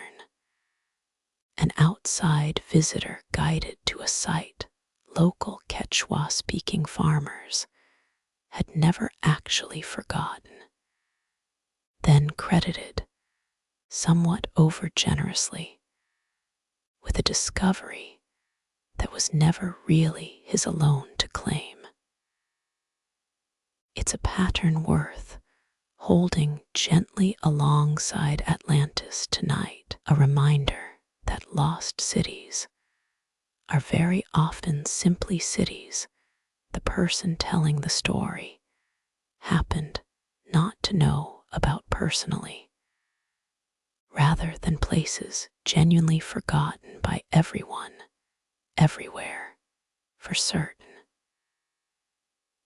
that same honest caution applies neatly to Atlantis's own centuries of rediscovery claims as well. Unlike Cahokia or Mahchu Pichu, Atlantis has no living community anywhere quietly maintaining knowledge of its actual location, since, so far as the careful, converging evidence tonight suggests, no such physical location ever genuinely existed for anyone to remember in the first place. It's the one crucial difference separating Atlantis from these other, real, lost cities we've explored on other nights. Those places were only ever lost to outsiders. Atlantis, as far as the patient, honest evidence currently allows us to say, was never actually found by anyone at all, because Plato likely never intended for there to be anything, anywhere, left to find. There's one more genuinely useful distinction worth drawing before we let this whole long search finally rest. The difference between a place being physically lost and a story simply outgrowing whatever real event may have originally inspired it. Helike was genuinely, physically lost, buried under real silt, in a real location, waiting for real patient excavation to bring it back. Atlantis, by contrast, was very likely never physically lost at all, because there was very likely never a physical place to lose in the first place. What actually got lost, if anything, was simply Plato's own original, careful philosophical intention, gradually buried instead beneath 24 centuries of increasingly literal, increasingly hopeful retelling. Recovering that original intention doesn't require abandoning any of the genuine wonder Atlantis has always inspired. If anything, understanding Plato's actual careful purpose adds a further, quieter layer of appreciation to an already remarkable story. Not simply a lost place, but a genuinely thoughtful argument about virtue and power, still doing exactly the philosophical work its author originally designed it to do, 24 centuries after he first sat down to carefully write it. That's its own kind of remarkable longevity, considerably rarer in its own way than any sunken continent could ever actually be. Tonight's journey traced Atlantis back through Donnelly's troubled 19th century revival, back through Aristotle's own dry ancient skepticism, all the way to Plato's own careful writing desk in Athens, sometime around 360 BCE, and then, gently, outward again, into the real, confirmed history of Helike and Thera, Troy and Oobar, Pavlo-Petiri, and the Bronze Age collapse, each one a genuine destination in its own right, found not through myth, But through exactly the same patient, careful curiosity we've tried to practice together across every single night we've spent wandering through the ancient past. Let that patient curiosity carry you the rest of the way into sleep now, gently, unhurried, exactly the way it has carried so many careful researchers across so many decades toward real cities, real disasters, and real understanding, each one considerably more solid and somehow considerably more comforting than any story about a place that never actually needed to be real to still matter this much. If you happen to remember only one single fact from tonight's entire long journey, let it be this small, quietly satisfying one. The actual, physical evidence for Atlantis has never once improved across 24 centuries of searching, while the actual, physical evidence for Helike, for Thera, for Troy, for Bar, has only ever grown stronger with each new patient excavation season. That contrast alone tells you almost everything genuinely worth knowing about which of these stories was real history, patiently waiting to be rediscovered, and which one was always, carefully, a philosopher's own deliberate invention.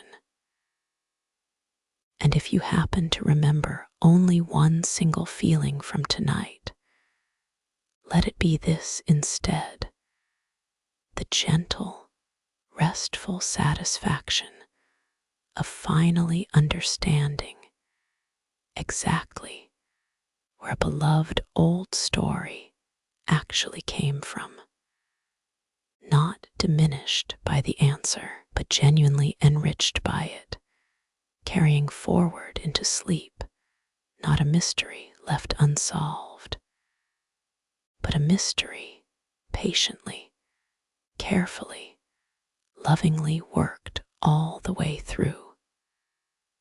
One truly final thought before this long search finally gently rests for the night. Every real discovery we trace tonight, whether a sunken lagoon in Achaea or a buried Bronze Age town beneath Santorini's own ash, began with someone refusing to simply accept the comfortable, popular version of the story. Katsonopiolu questioned decades of assumed geography before Helike finally surfaced. Marinados kept carefully digging at Akrotiri long after most casual visitors would have called it enough. That same small, stubborn refusal to settle for the easy answer is really the only thing separating a genuine discovery from an endlessly repeated myth. And it's worth carrying that same patient stubbornness forward, gently, into whatever you happen to wonder about next. And so, one last time, gently, we set the whole search down for tonight. Not because the question isn't worth asking anymore, but because we've asked it as honestly and as patiently as tonight allows.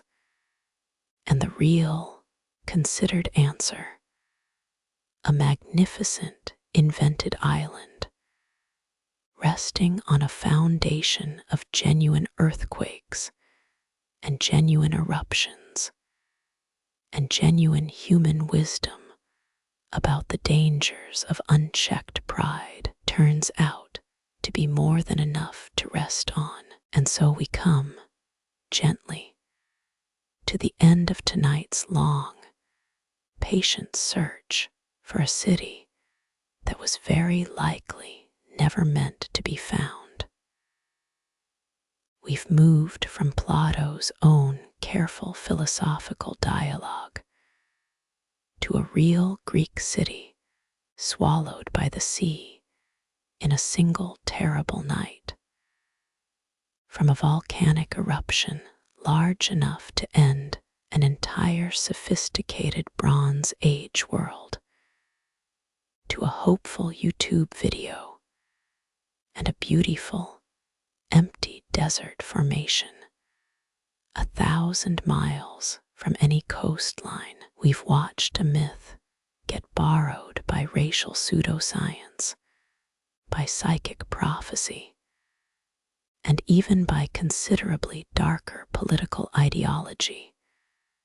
And we've watched it, just as readily, inspire genuine curiosity, genuine archaeology, and genuine, careful scientific inquiry across 24 centuries of patient searching. We traced it all the way from S.O.H. Lon's own recorded travels in Egypt to a shipwreck off Sicily carrying real Archaeology, and from a viral video about a desert formation to a farmer's field near a small Greek coastal town. What ties all of it together isn't really the sunken continent at all, since there almost certainly wasn't one. It's something quieter, the same very old, very steady human instinct that first made Plato's careful lesson about pride so vivid it's still being told today, and the same instinct that sent patient researchers searching until they actually found Helike, actually found Troy, actually found Bar. Nearly every single time that patient searching finally paid off across tonight's whole journey, it was because someone stayed curious a little longer than the easy, exciting answer would have required. That thread runs, unbroken, from one Athenian philosopher's careful dialogue all the way to wherever you happen to be resting right now. If your mind is still gently drifting somewhere between sunken cities and volcanic ash, that's all right. There's nothing left to hold onto tonight, nothing you need to remember for later. Let your jaw loosen one more time. Let your shoulders sink further into whatever is holding you up, mattress or couch or chair, wherever tonight happens to have found you. Take one more slow breath in and let it go even more slowly than the last, the way an old philosopher's careful lesson finally settles once its listener has stopped searching quite so hard for the map that was never actually meant to come with it. If you're still awake and still wanting more, there's another video like this one waiting whenever you need it. Another slow, quiet walk through the ancient past, ready to carry you the rest of the way to sleep. But for now, There's nowhere else you need to be, and nothing else you need to do. The real sea will still be there tomorrow, holding its real, genuine secrets exactly where it's always kept them, patiently, for whoever happens to go looking next, whether that's a careful archaeologist with a research grant, or simply someone lying quietly awake, wondering the way people have wondered for 24 centuries now, what might still be waiting out there past the edge of the map. Sleep well. I'll see you next time.